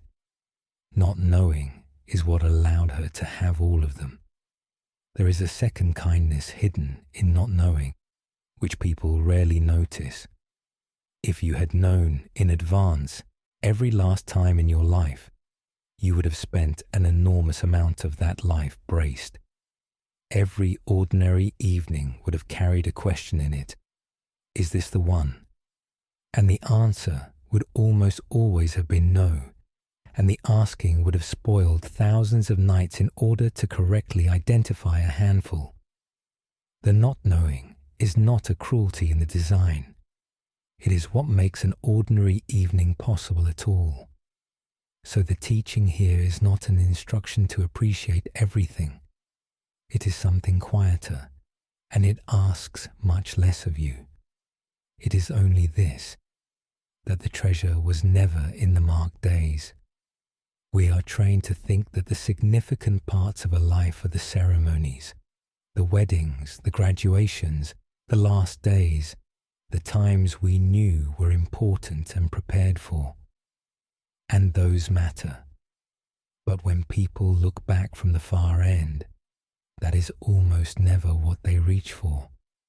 Ask anyone who has lost someone what they miss, and you will almost never be told about an occasion. You will be told about a sound in another room, a particular chair, the way they came in through a door, something they always said that was not even very interesting. They reach for the Tuesdays, the kitchen in the morning, the particular way somebody laughed at something that was not very funny, the weight of a sleeping child on a shoulder at the turn of a staircase, a car journey, hundreds and hundreds of unremarkable evenings, none of them saved for anything, all of them complete in themselves at the time. There is something almost funny in it, if you can stand back far enough. We spend enormous effort arranging the significant occasions, the planning, the expense, the photographs, and then we get to the end and find that the treasure was in the parts we were not paying any attention to at all. The parts we would have called nothing much if anyone had asked us at the time. That is where a life actually lives. It is not stored up in the important days. It is spread evenly through the ordinary ones, and it always was. And the reason we do not notice is that ordinary days do not announce themselves. So, and this is the only thing I would ask of you tonight, and it is not for tonight. It is for whenever you are next in an ordinary day, not vigilance, just a slightly longer look now and then, when it happens to occur to you and cost you nothing.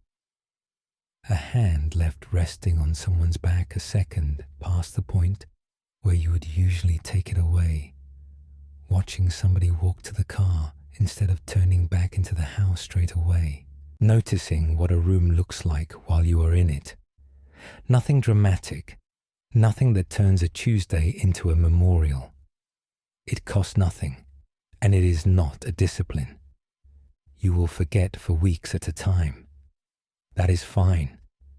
The ordinary days go on being the treasure whether or not anyone notices them, which is rather the point. And for tonight, only this. Whatever you are carrying, you have already been given an enormous number of ordinary days that you did not label, and none of them are lost simply because you cannot find the last one. The hundreds of nights on the stairs were real.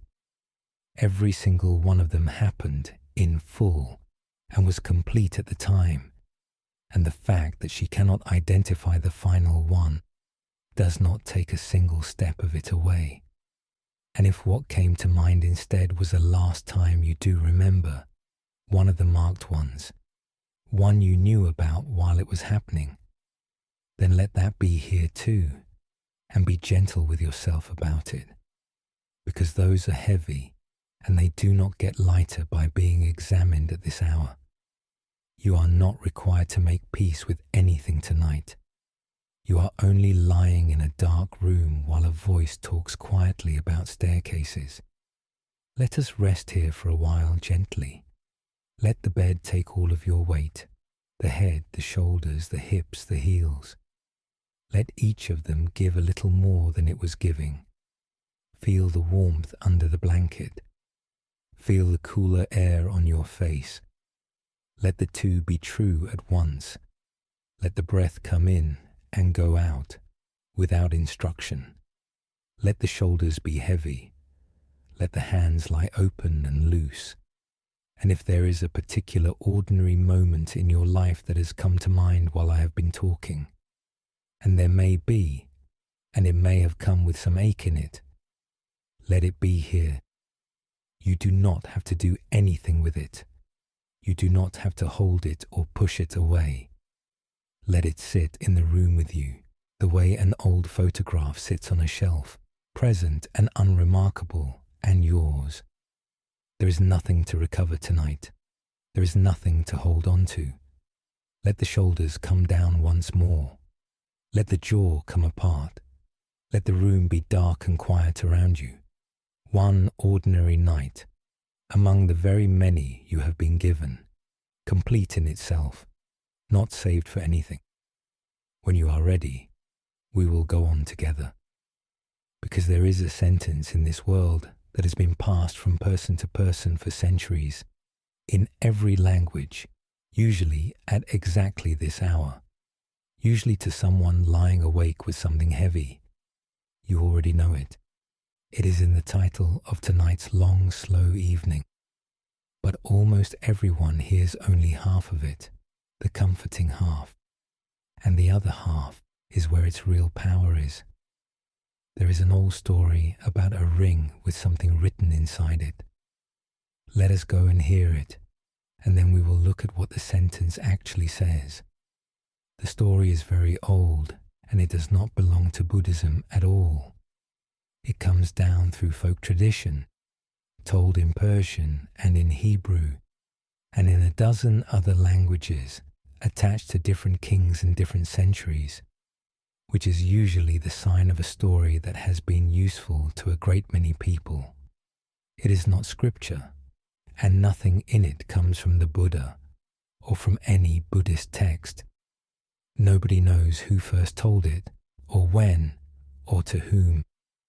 It has simply survived the way a good tool survives, not because anyone preserved it, but because people kept picking it up and finding that it still worked. It goes something like this in most of the tellings. There was a ruler in a country nobody now names with any confidence, who asked his advisors for something impossible. He'd been having a difficult year, a war, a betrayal, an illness, depending on who is telling it. The details vary, and they do not matter much.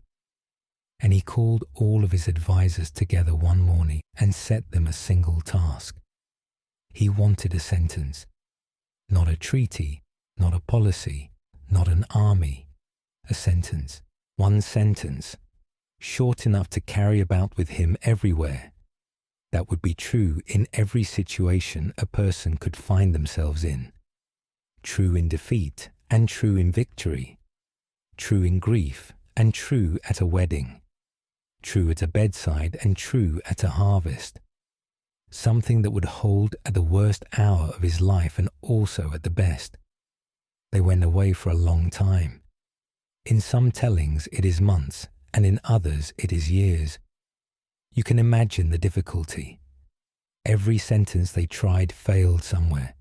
All will be well, not true, and cruel in the wrong room. Everything happens for a reason. Worse, and the sort of thing that makes a grieving person want to throw something. Be strong, useless. Nothing lasts, closer, but bleak on its own, and no help at all at a wedding. And in the end, they came back with a ring. It was a plain ring, no stone, nothing on the outside of it worth looking at twice. And inside the band, where only the wearer would ever see it, and only when he took it off, there were 4 words engraved. This too shall pass. 4 words inside a plain band, where nobody but the wearer would ever see them. He turned it in the lamplight and read it, and said nothing, and put it on. And for a long while afterward, he thought it was the most consoling thing anyone had ever given him. It is a good deal better than most of what gets offered. It does not tell you the pain is not real. It does not explain the pain, or find a purpose in it, or ask you to be grateful for it. It makes one small factual claim about the shape of time, and then stops talking, which is more than most consolation manages. Because when the difficult season came round again, the losses, the illness, the long grey stretch where nothing worked, he would turn the ring on his finger and read it, and it steadied him. Not because it made anything better, because it told him the truth, that this was a passage and not a permanent country, and that he was inside it, and would eventually be out the other side of it, whatever he happened to feel at 3 in the morning. He wore it for years like that, through a war in some tellings, through the death of a child in others. He would find his thumb going to it in meetings, under the table, the way a person worries at a small familiar object, and the 4 words would be there, and something in his chest would loosen by a fraction. That is the half everyone knows, and it is real, and it has got a great many people through very hard years. But the story does not stop there, because eventually the good season came. The thing he had worked for arrived. There was a night. Again, the details vary. In some tellings it is a victory, in others a wedding, in others simply a very good evening, when everything in his life was, for once, exactly as he had hoped it would be, and he was happier than he could remember being. And at some point in that evening, without thinking, out of the pure habit of years, he slipped the ring off his finger and turned it toward the light and read it. This too shall pass. And it went through him like cold water, because it was true here as well, this evening, this particular happiness which he had worked toward for years and had barely had time to sit down inside.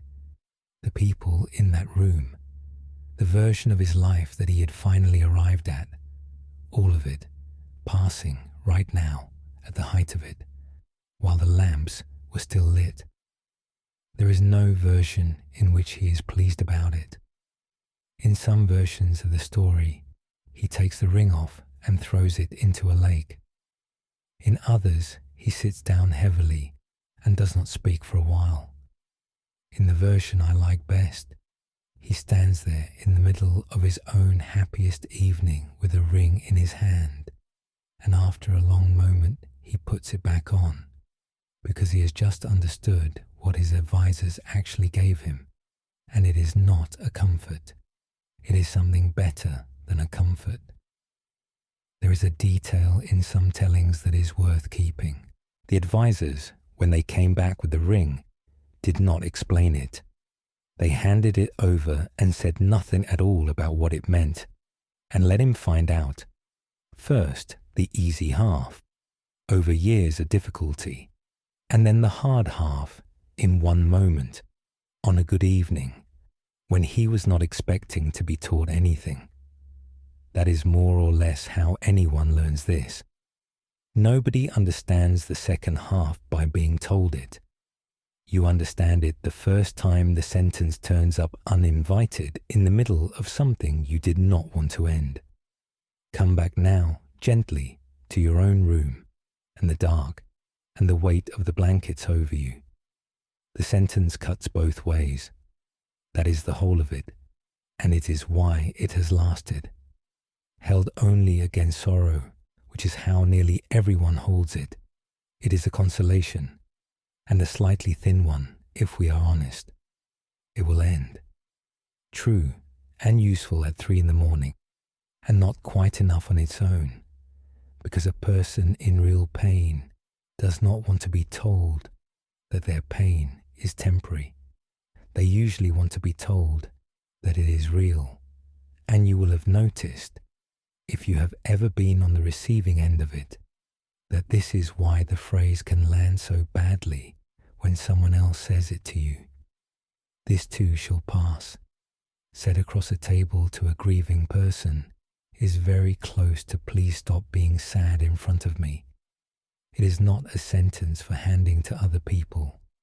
It is a sentence for turning on your own finger privately when nobody can see it. That is not a small distinction. Half the harm done by wise sayings is done by people saying them to somebody who did not ask. Inside the band, facing the skin, that is where the engraving was, and there is a reason for it, but held against joy as well, held against everything evenly, which is what the ring actually does. It becomes something else entirely. It becomes an instruction to look, not a warning, not a memento of death, an instruction to look at what is actually in front of you, on the grounds that it is on its way out, and this is the only stretch of time in which it exists. Because if the good evening is also passing, if it is going the way the blossom goes, the way the water under the ferry goes, then the good evening is happening now, and now is the only place it exists, and the mind's usual trick of half attending while planning the next thing is revealed as the waste it is. The ring does not spoil the happy night, it sends you back into it. It does not say be sad now, because this is ending. It says, this, the thing in front of you, the actual room, the actual person, the actual food on the actual table. This is what you have, and you have it for a limited time, and you are currently thinking about a meeting on Thursday. That is why the ruler put it back on. He had asked for a sentence that would be true in every situation, and what he had been given was a sentence that changes what you do in every situation. In the bad hours, it keeps you from despairing. In the good ones, it keeps you from sleepwalking. The 4 words do not alter a single fact about his life. They alter where his attention is, which turns out to be nearly everything. And notice what this does to the 2 halves of a life taken together. Most of us live tilted, and we do not notice the tilt because everyone around us is tilted the same way. We treat the good things as though they were permanent, assuming, without ever saying it, that the health will hold and the people will be there and the season will last. And we treat the bad things as though they were permanent too, which is why a difficult stretch feels less like a stretch and more like a verdict on the whole of your life. Both of those are the same error. The ring corrects both at once, and it is worth noticing how deep that tilt goes, because it is not really a belief. Nobody would say out loud that their good things are permanent. It sits underneath belief. It is in the way we plan, and the way we put things off until a better year, and the mild surprise we feel every single time something ends, as though a rule had been broken, rather than confirmed. The tradition puts it plainly. We suffer because we expect things to be otherwise than they are, not because we are foolish, because the expectation is so quiet that we never once inspect it. So the ring holds 2 things at once, and it holds them evenly, which is why it works when kinder sounding sentences do not. The difficulty you are carrying tonight is a passage, not a country, and the ordinary good things in your life, the ones you have stopped seeing because they have been there for years, are also passing right now, quietly, while you lie here worrying about something else. You do not need to do anything with that second part tonight. It is not a task. It will be there in the morning, in the kitchen, in whatever your ordinary looks like. For now, only the first half, because it is what a heavy heart needs at this hour. So if it helps tonight, borrow the ring. You do not need the object. The advisors were not really giving him jewelry. Say the sentence inwardly, once, to whatever is heaviest in you, without arguing about whether you believe it, and then let the sentence go too, because it is not something to hold either. This is a passage. You are inside it right now. It is moving whether or not you can feel it moving, and it does not require your belief in order to be true. And notice that the sentence makes no claims about how long. That is part of its honesty. It does not say soon. It does not say by the morning or within the year, or as soon as you have learned whatever this is supposed to teach you, which is another thing people say to each other, and which is very rarely welcome. It does not say that you will understand it later, or be grateful for it, or be a better person at the end of it. Some things teach us nothing at all, and we get through them anyway. It says only that this is not the permanent condition of your life, because there is no permanent condition of anyone's life. That is a much smaller promise than it will be all right. It is also one that has never once, in the whole history of anything, been broken. You have been here before, in other passages, some of which you were certain you would not come out of. You came out of them, not because you were strong about it, and not because you did anything clever, but because passages pass. That is what they are. That is the only thing that has ever been reliably true of them, and it is true of this one tonight, whatever it happens to be. Let us rest here for a while. Let the hands lie open on the blanket. Let the shoulders drop back, and then a little further. Let the jaw come apart, and the tongue rest low, and the space between the eyebrows go smooth and wide. Let the breath come in, and let it go out, and let the out-breath be longer without your arranging it. Nothing is being asked of you. Nothing has to be decided or understood, and nothing you think about any of this tonight will matter in the morning. There is nothing to hold on to, and nothing to be rid of. This too, whatever it is tonight, this too, let the weight of you be given entirely to the bed. Let the room be dark. Let the hour be whatever hour it happens to be.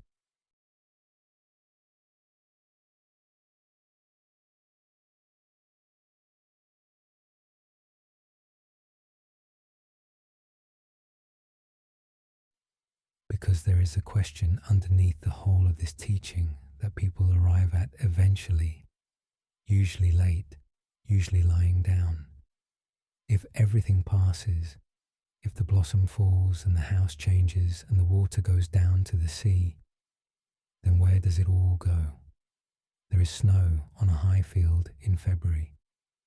Let us follow it slowly, all the way through a year, and see whether anything is ever actually lost.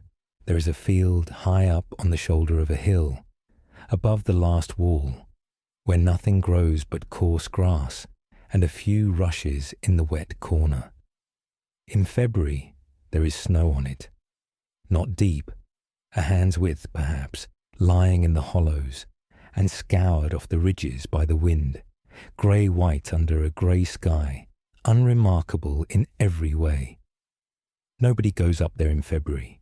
There is no reason to, and the wind on that shoulder would take the skin off your face. Let us follow it tonight, all the way round, slowly, through a whole year, and see whether anything is ever actually lost. The thaw comes in late March, or in a mild year, the second week of it, and it does not come as an event. It comes as a softening. The snow goes granular and heavy, and then wet, and then there are patches of grass showing through, and then one afternoon the field is simply a wet field, with the snow gone, and if you had been standing there, you could not have said at what moment it stopped being snow. But it has not gone anywhere. It has only changed what it is doing. It is in the ground now, out of sight, moving downhill through the peat and the soil, so slowly that you could not see it if you dug. Some of it comes out of the bank at the bottom of the field, where there is a seep among the rushes. A wet patch, no more than that, which in April becomes a trickle you could stop with 2 fingers. The trickle runs down the hill and meets another one, and then another, and by the time it reaches the wall at the bottom of the second field, it is a stream you could step over. It goes under the wall through a stone culvert that somebody built a very long time ago, and that nobody alive remembers building. It picks up leaves. It picks up a little of the hill itself, which is what makes a river brown after rain. the hill going down to the sea, a spoonful at a time, over a few million years. By June, it is running past the back of a farm, and a dog drinks out of it twice a day, and a child who is not paying attention puts a Wellington boot straight into it and gets shouted at by somebody carrying shopping. It joins a larger stream near a bridge and then a small river, and by then it has become anonymous. Nobody could point at a cupful of it and say that this came off that particular field in that particular February. It passes the edge of a town and then the middle of one. Some of it is taken out and cleaned and pumped into houses and drunk by people, and becomes, for a while, part of them. And then it leaves them and goes back into the same river a few miles downstream, which is a thing most people prefer not to think about too closely. Some of it goes into a field of barley through an irrigation pipe and becomes barley, and stands in the sun for a season, and is cut in August, and becomes flour, and becomes bread, and becomes somebody's Tuesday morning. Some of it hangs about in the reeds at the edge of a slow bend for most of a summer, going nowhere, with dragonflies over it. Some of it goes down into gravel and out of sight for 11 years, and comes back up in the spring 3 valleys away, long after everybody who was standing by that stream in June has moved house or died. And most of it goes on past the last bridge, past the last town, into the estuary, where it stops being fresh and becomes something else, and then out into a great deal of moving grey water that does not remember it at all. And there, over the sea, in the sun, all summer, it goes up. That is the part of the journey nobody ever pictures. We can all imagine a river. Almost nobody imagines the return. Not visibly. There is no moment where you could stand on a beach and watch it happen. But it goes up in enormous quantities, off the whole surface of the sea, into the air, and becomes nothing at all that anyone can see. And then, somewhere over the water in September, it becomes visible again as cloud, and the cloud comes in over the coast and over the low country and rises when it meets the hills, because that is what air does when it meets hills, and cools as it rises and lets go of what it is carrying. And in February, on the shoulder of a hill above the last wall, in a field where nothing grows but coarse grass and a few rushes in the wet corner, it comes down as snow, a hand's width lying in the hollows, scoured off the ridges by the wind, grey-white under a grey sky, unremarkable in every way. There is a man who has watched that field for most of his life, a shepherd, in the loose sense that word has now, meaning a man with a quad bike and too much paperwork. And he could tell you the year the snow lay until April, and the year there was none at all, and the year a ewe was lost in the drift by the wall and found alive after 9 days, which is the story that gets told about him rather than by him. He has never once thought about where the snow goes. There is no reason he would. It is snow, and then it is wet, and then it is grass, and then there are lambs on it, and the paperwork does not fill itself in. But he knows, in the way that people who work outdoors know things without turning them into sentences, that the field in February and the field in June are the same field doing different work, and that nothing has been subtracted from the hill in between. Come back now, gently, to your own room, to the pillow and the dark and the weight of the blankets and the slow movement of your own breathing. Nothing in that story was lost, not one drop. It stopped being snow. It stopped being a trickle and a stream and a river and a cup full of drinking water in a kitchen and a stalk of barley and a cloud. It stopped being each of those things completely, and there is no sense in which the snow survived.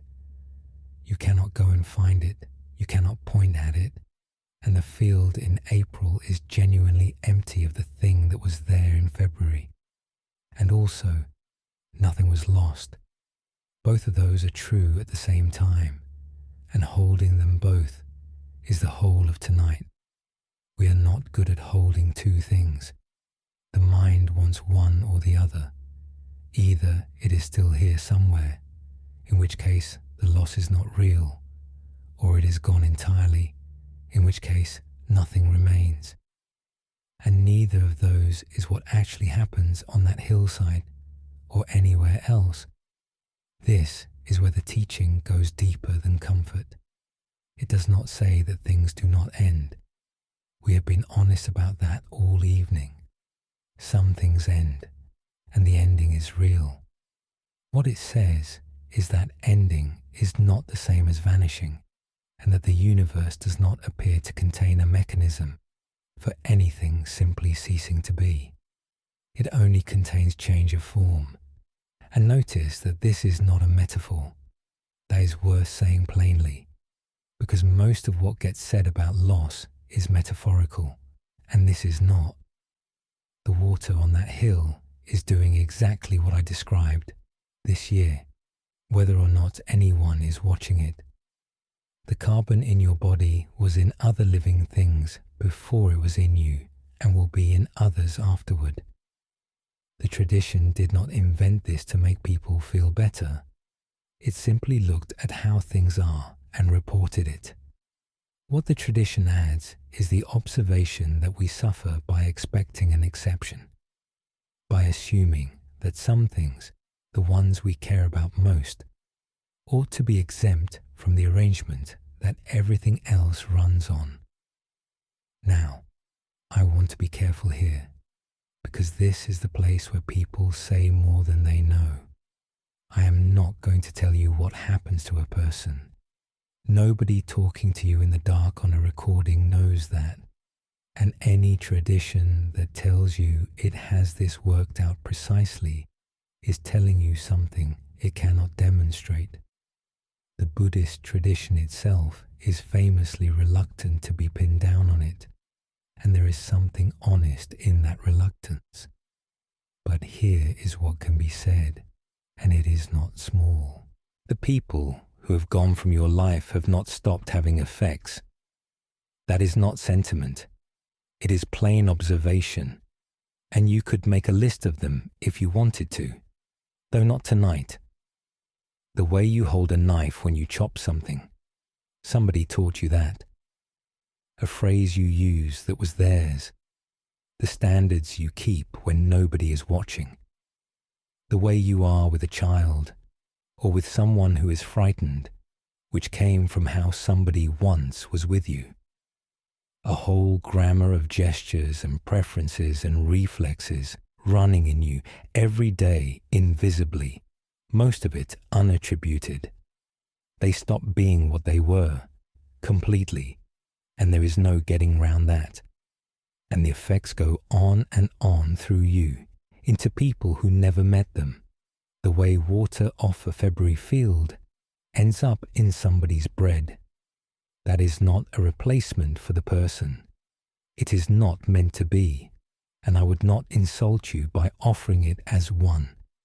It is only to say that the shape of a life goes on moving through the world long after the life itself has changed form, and that this is a fact rather than a consolation. And the same is true of the heavy thing itself, which is the part that matters at this hour. Whatever weight you came to bed with tonight did not appear out of nothing. It came down off a hill somewhere in your life. A day, a decision, a person, a stretch of years. And it has been moving through you ever since, changing as it goes, becoming other things. A way you flinch at something, a caution you did not have before, a tenderness you did not have before either. It is not sitting still in you like a stone in a jar. It is passing through, the way everything passes through, and some of it is already out the other side and in the world doing something else, and you would not be able to point at where. Let us stop talking now and go down slowly, and let the rest of the night take you. Let the body be heavy. Let the whole weight of you be given to the bed, which has been holding you all evening. Feel the places where you are most supported, the back of the head, the shoulder blades, or the hip, if you are lying on your side, the heels. Let each of them hand over a little more than it was giving. Let the attention move down through you the way water finds its way down a hillside. Unhurried, taking the easiest path, not going anywhere in particular. The scalp loose, the forehead wide and cool, the space between the eyebrows going smooth, the eyelids heavy, the small muscles all around the eyes, which have worked since morning, letting go, the cheeks, the jaw. Let the teeth come apart very slightly. Let the tongue rest low and soft in the mouth, the throat open and easy, the back of the neck long, the shoulders coming down and back further than you think they can, the upper arms heavy, the elbows, the forearms, the hands, and each of the fingers holding nothing at all, the chest rising and falling on its own, the ribs moving a little at the sides, the belly soft. Let the breath come down into it, and let it lift and settle without any instruction from you. The lower back spreading and widening, the hips giving their whole weight downward, the thighs heavy, the knees unlocked, the calves releasing, the ankles, the feet and the soles of the feet, which carried you all day and have not been thought about once, and now the whole of you at once, lying warm and still in a dark room held. Nothing above the surface needs to hold anything up. The bed has been doing all of it, all night, without being asked. Let the breath come and go without being managed. A little longer on the way out, if that happens by itself. Everything moving through you at this moment, the air, the warmth, the blood, the slow work your body is doing while you lie still, is passing through and going on somewhere else. None of it stays. None of it is lost. If a thought arrives, let it pass through as well. It is only weather over the water. You do not have to follow it, and you do not have to push it away.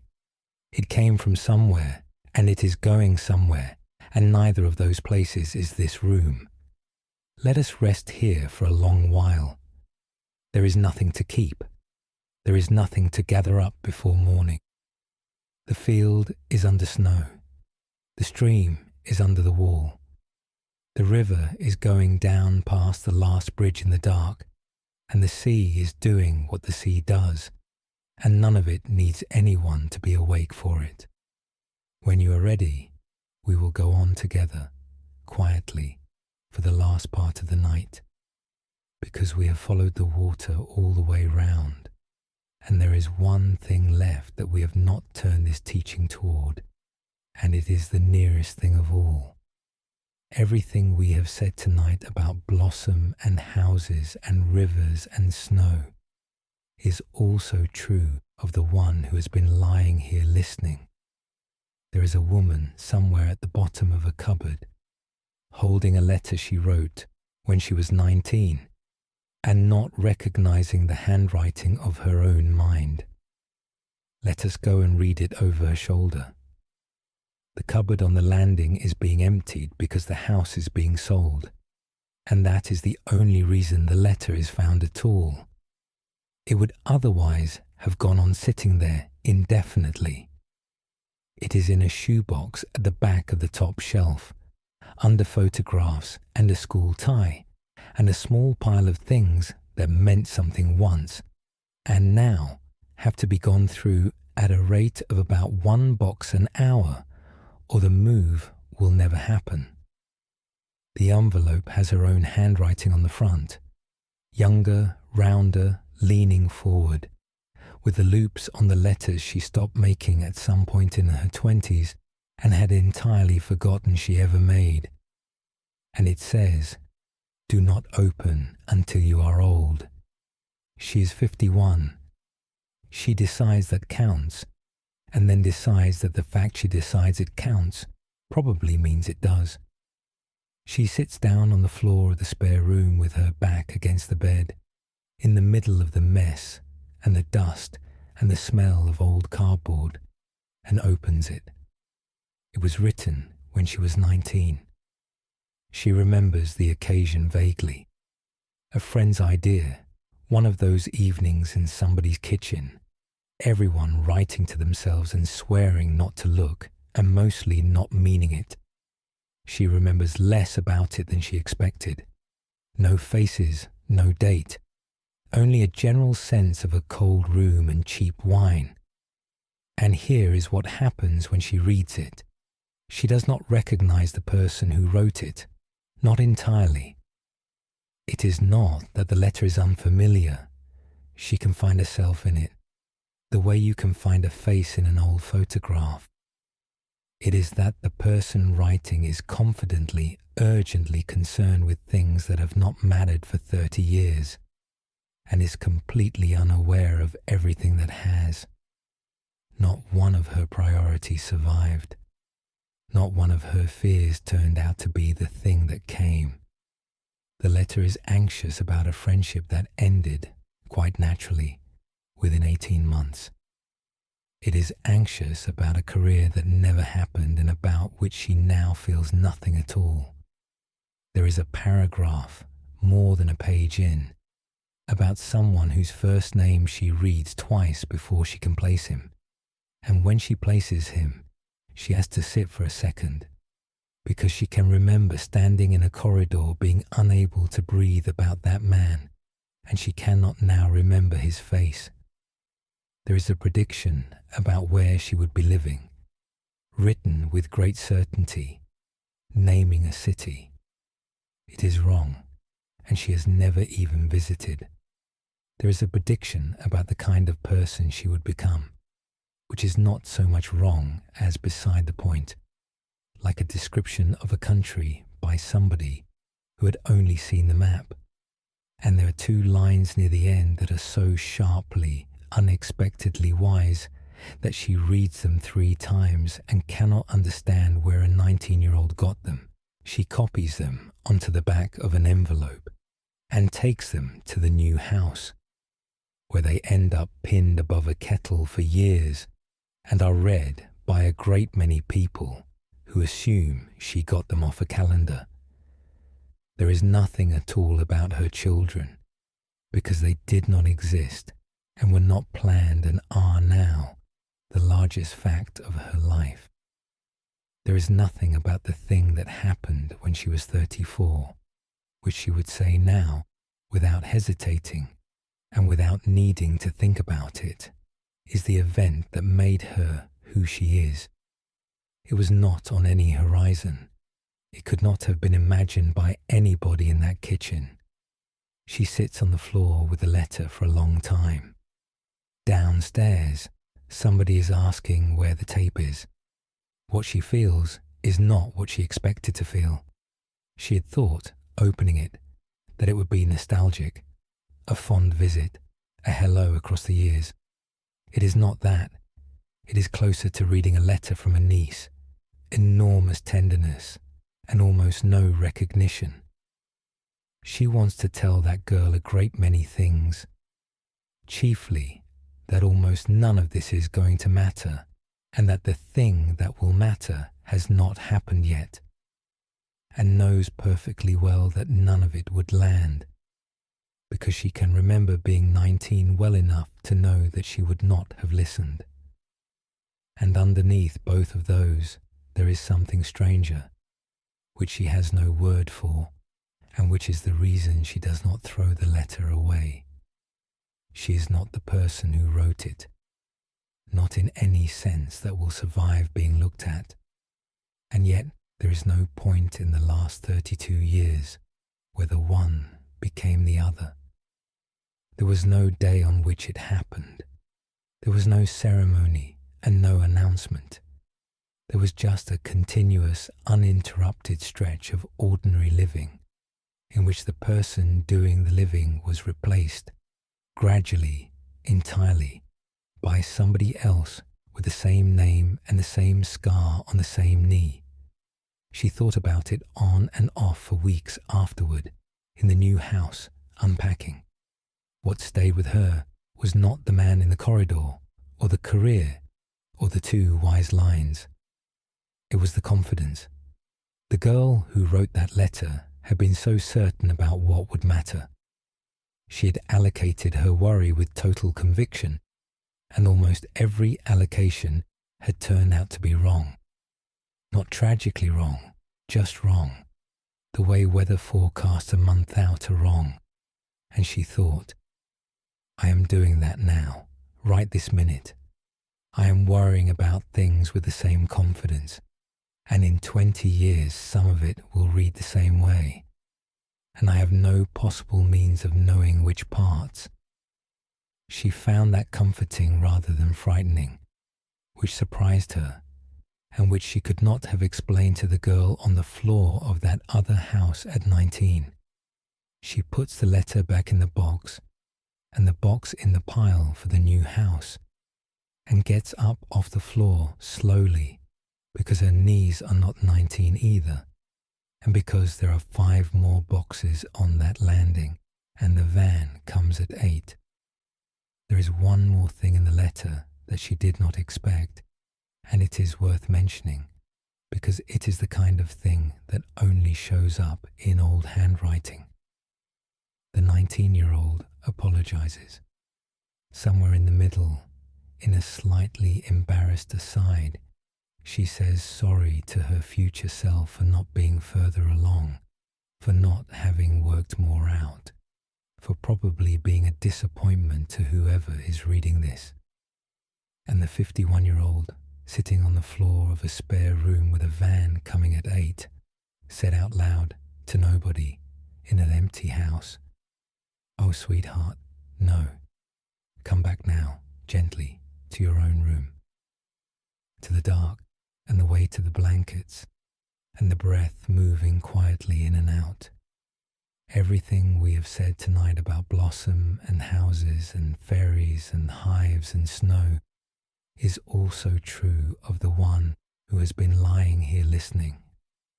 You are not a fixed thing either. You never have been.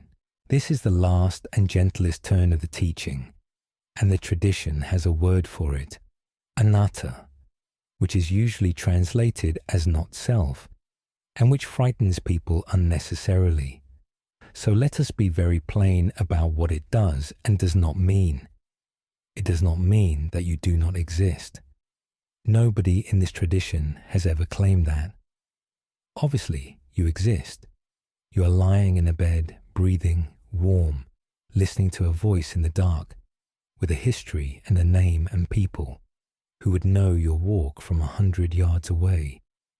It means that when you look for a fixed, unchanging core in there, the essential you, the part that has been the same since the beginning and will be the same at the end, you do not find one.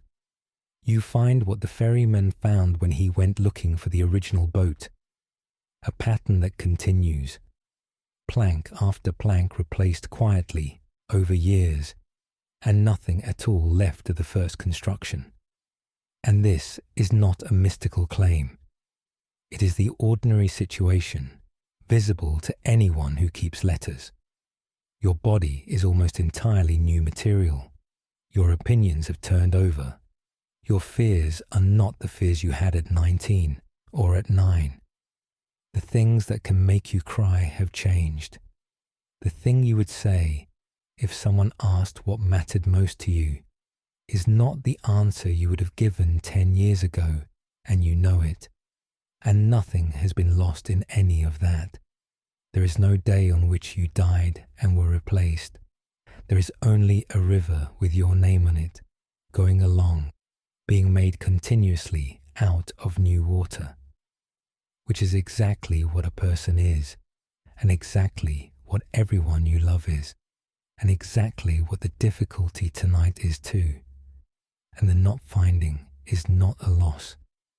That is the part people brace against unnecessarily. Think about what a fixed self would actually mean. It would mean you were stuck. Whatever you were at 19, you would still be. The same fears, the same limits, the same inability to cope with what you could not then cope with. Every person who has ever come through something and been changed by it would have been impossible. The absence of a fixed core is not a hole in you. It is the reason you were able to become somebody who could bear things that would have flattened you once. Now, here is why this matters at 1 in the morning, when something is heavy. The one who is dreading the future is not the one who will meet it. Read that again slowly, because it is the most practical sentence in this whole long night.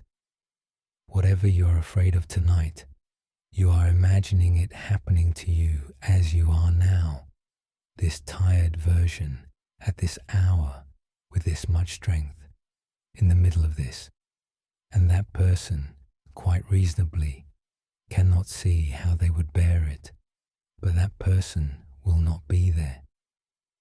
By the time the thing arrives, if it arrives, you will have been remade several times over by everything between now and then. The one who meets it will have been shaped, in part, by the very difficulty they are meeting. Think of the hardest thing you have already come through. Now think about how you would have felt if you had been shown it in advance on an ordinary evening 5 years before it happened. You would have said, I could not survive that. And you were right. The person you were then could not have. That person was never asked to. That is how it has gone every single time before, in every hard season of your life. And it is why you are still here despite having been quite sure at various points that you would not be. The 19-year-old on the floor of that letter could not have handled what the 51-year-old has handled. She did not have to. She was not asked to. She was only asked to be 19 and to keep going and to be slowly turned into the person who could. And the same relief runs the other way. The one who is heavy tonight is not permanent either, not because you will get over it on some particular date, but because the you that is carrying it is being replaced quietly all the time, and the carrying changes as the carrier does. If any of that feels strange rather than restful, and it can, at this hour, thought about too hard, then let the whole inquiry go and come back to the plainest things in the room, the weight of the blanket, the warmth of the bed, the sound outside, the next breath. Nothing tonight requires you to have any particular experience, and this teaching has been available for 25 centuries and will still be there next week. And there is one more kindness in this, which is the one I would leave you with tonight.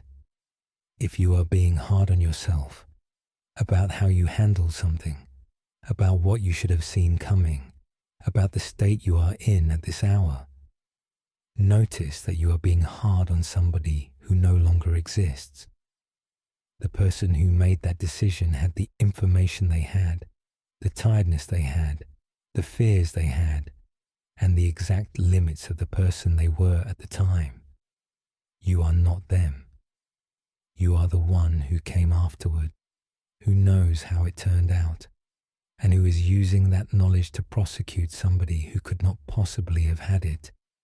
You would not do that to a 19-year-old in a letter. You would say, "Oh, sweetheart, no.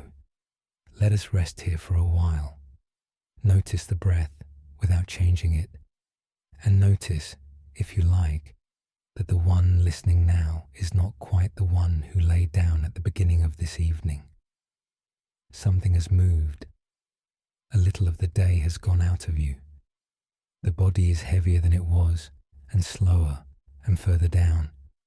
You did not do that.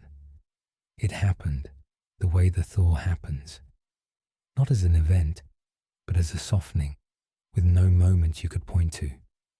Let the shoulders come down. Let the hands lie open.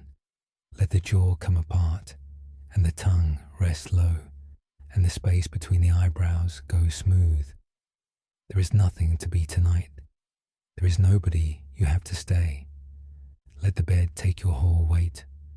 Let the room be dark.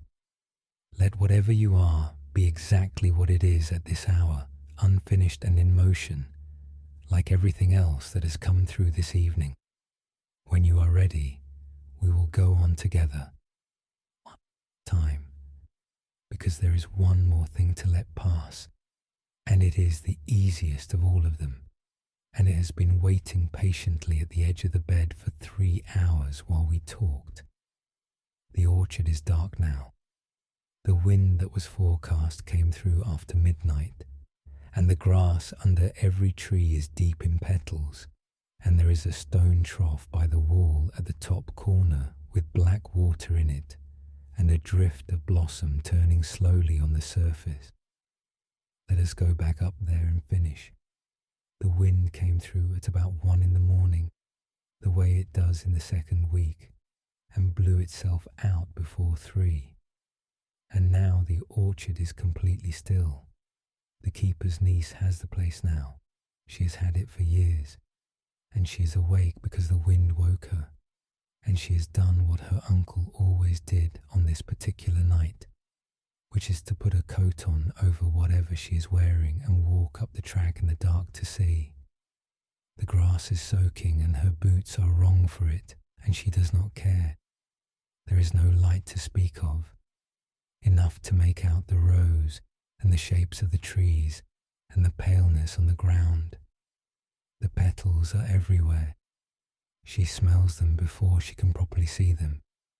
That faint, sweetish smell that a fallen orchard has for about a day and a half, and then never again until the following year. They came off in the night, all at once, the way they do. 1/4 of an inch of them lying in the grass under every tree, drifted up against the trunks on one side, scattered right across the path. Some are still coming down in 1s and 2s, with no wind at all to bring them, just letting go, in their own time, in the dark, one every few seconds somewhere in the rows, which is the part that nobody who arrives in daylight ever sees. She walks the length of 2 rows without any particular purpose, and then up to the top corner where the stone trough is. It is old, older than the trees, older than the wall, and it leaks slowly at one end, and it has been full to the brim with black water since the last rain. The surface is covered in blossom. They are turning on it very slowly, hundreds of them, in a wide ring, because of some current in there that nobody could account for. A leak, a spring, the shape of the stone. The whole surface is moving, and it is impossible to see it moving unless you stand there for a while and pick one petal and watch it. She stands there for a while, longer than she means to, with her hands in the pockets of a coat that was her uncle's. It is very quiet. There is no wind at all now. That is the thing about those nights. The stillness afterward is more total than the stillness before. An owl goes over somewhere behind her, and she does not turn round. She thinks, in the loose way a person thinks at that hour, about the number of times this has happened on this hillside, every year, before the wall was built, before anyone planted these particular trees, on other trees, further up, in a wood that is not there anymore. The wind comes in the second week, and the blossom goes down, and something in the valley finds it beautiful, and none of that has ever once required a person to be standing here in a coat at 4 in the morning. She stands there anyway. There is nothing to be done about any of it. That is not a sad thought at that hour. Tomorrow there will be cars in the lane and visitors on the track. Some of them will be disappointed, and some of them will be the ones who came for exactly this. And in a few weeks there will be small, hard green things on the branches. And in August there will be a crop to get in and a great deal of work. But at 4 in the morning, in a dark orchard, with the wind gone and the petals down and the whole valley asleep, there is nothing at all required of anyone. There is one more thing she does, which her uncle also did, and which she has never mentioned to anyone. She reaches into the trough and lifts out a handful of the water with the petals in it, and holds it for a second, and lets it run back. That is all. There is no meaning in it that she could explain. She has done it every year since she was small, and walked up here with him in the dark, holding his coat, being allowed to stay up for something she did not understand. Somewhere down the hill a light goes on in a farmhouse, and somewhere further off a car starts, and the sky over the eastern edge of the valley is not quite as black as it was 10 minutes ago. She goes back down and sleeps until 7, which for her is late. In the morning, the woman who has been coming since her husband died will walk up the track at about 8 o'clock, as she does every year on this particular morning, and stand under the 3rd tree in the 2nd row with petals over her shoes. She does not come for the blossom. She never has. She comes for this, the morning after, the bare branches, the ground white with what has come off in the night. Nobody has ever asked her why, and if they did, she would not be able to say it in a way that made sense to them. Something about it being the truest morning of the year.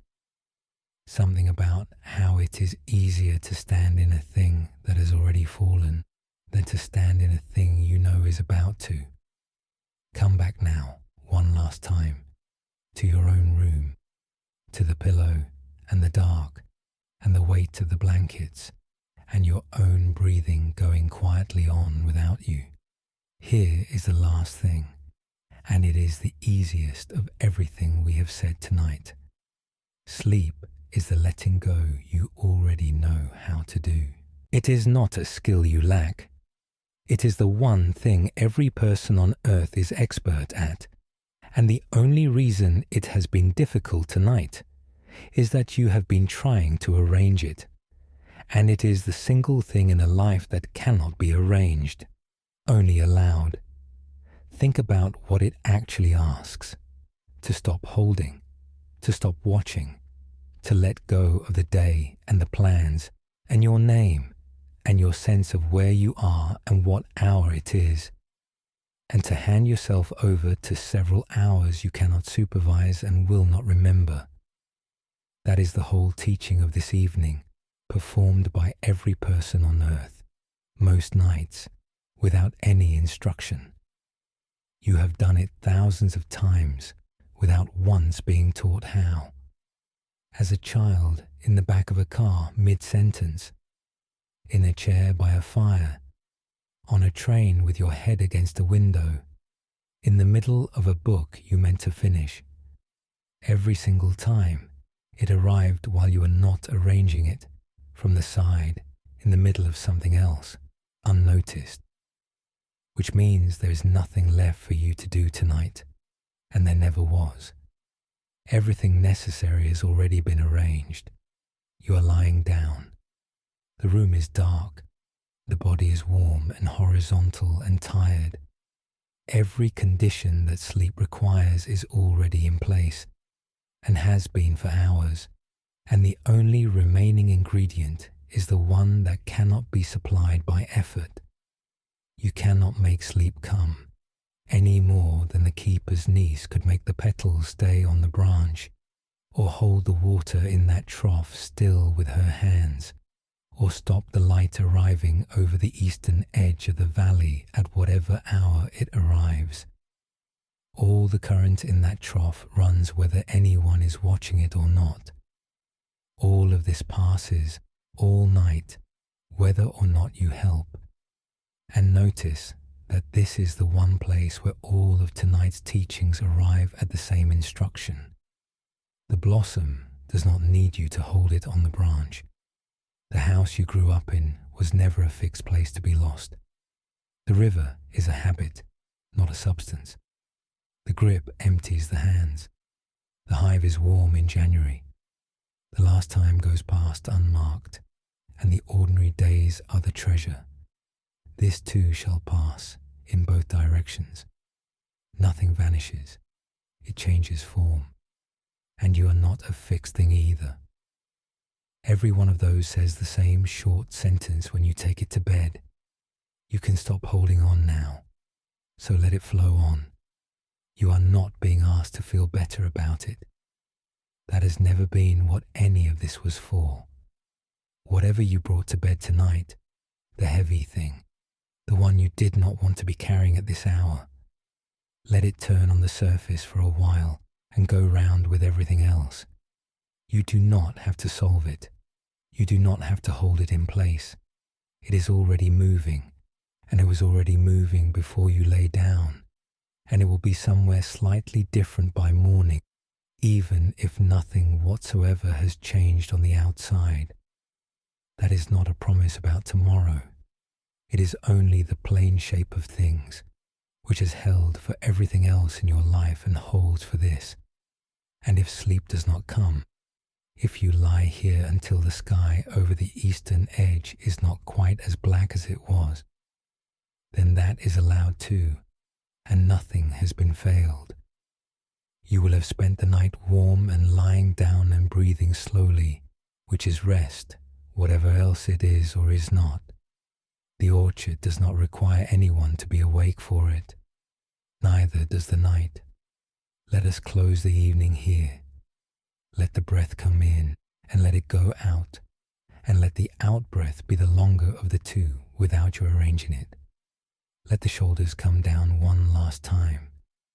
Let the arms be heavy. Let the hands lie open on the blanket, holding nothing at all. Let the jaw come apart. Let the tongue rest low in the mouth. Let the eyelids be heavy, and the space between the eyebrows go smooth and wide. Let the whole weight of you be given to the bed, the head, the shoulders, the back, the hips, the legs, the heels, handed over completely to something that has been holding you all night without being asked. Feel the warmth under the blanket. Feel the cooler air on your face. Let both be true at once, the way they are true for everything that gets through a winter. Let the sounds of the room arrive and go without being sorted. Let the small movement of your ribs go on by itself, as it has all evening, as it will until morning. We have kept a great deal of company tonight. There was an orchard keeper on a step with a whetstone in his hand, who would not sell a flower that does not fall. There was a woman who stopped at her childhood house and found it entirely there and entirely gone, and drove home lighter than she arrived. There was a ferryman who never once crossed the same water twice, in a boat with nothing original left in it at all. There was a child running down a hill with her hands full of spring water, learning that the grip is what empties them. There was a beekeeper with her hand flat against the side of a cold hive in January, feeling for warmth and declining to conclude anything at all. There was a woman at the bottom of a staircase with a cup of cold tea, who could not find the last time anywhere and eventually stopped looking for it. There was a plain ring with 4 small words inside the band, read once on the worst night of her life and once on the very best. There was a hand's width of snow on a hill that became a stream and a river, and a loaf of bread and a cloud, and then snow again. And there was a letter from a 19-year-old to a woman she would never meet, apologizing, quite unnecessarily, for not being further along. You do not need to remember any of them. Nobody will ask you in the morning. There is no part of this that works better if you can recall which chapter had the bees in it. If one image stays, the petals on black water, the open hands, the warm side of a hive, the field in February, let that be enough. If nothing stays at all, that is enough as well. There was never anything here to learn.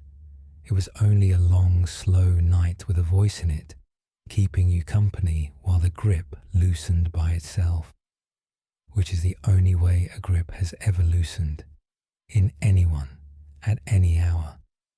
So let the whole thing go now, the stories, the teachings, the words, all of it. In a few minutes, this voice will stop, and there will be nothing left of the evening except a person lying warm in the dark, which is all there ever really was. There is no examination in the morning, and nothing here needs carrying anywhere. And let the heavy thing go too, not away, not resolved, only unclenched. Let it lie in the room with you, turning slowly, on its way somewhere, like everything else. This too, whatever it is tonight, this too. The petals are down, the water in the trough is turning, the night is going on all around you and asking nothing at all. May the grip loosen without being forced.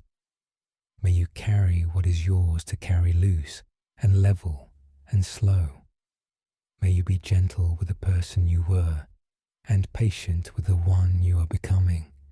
And may whatever is passing through you tonight pass through gently and take some of the weight with it and leave you sleeping.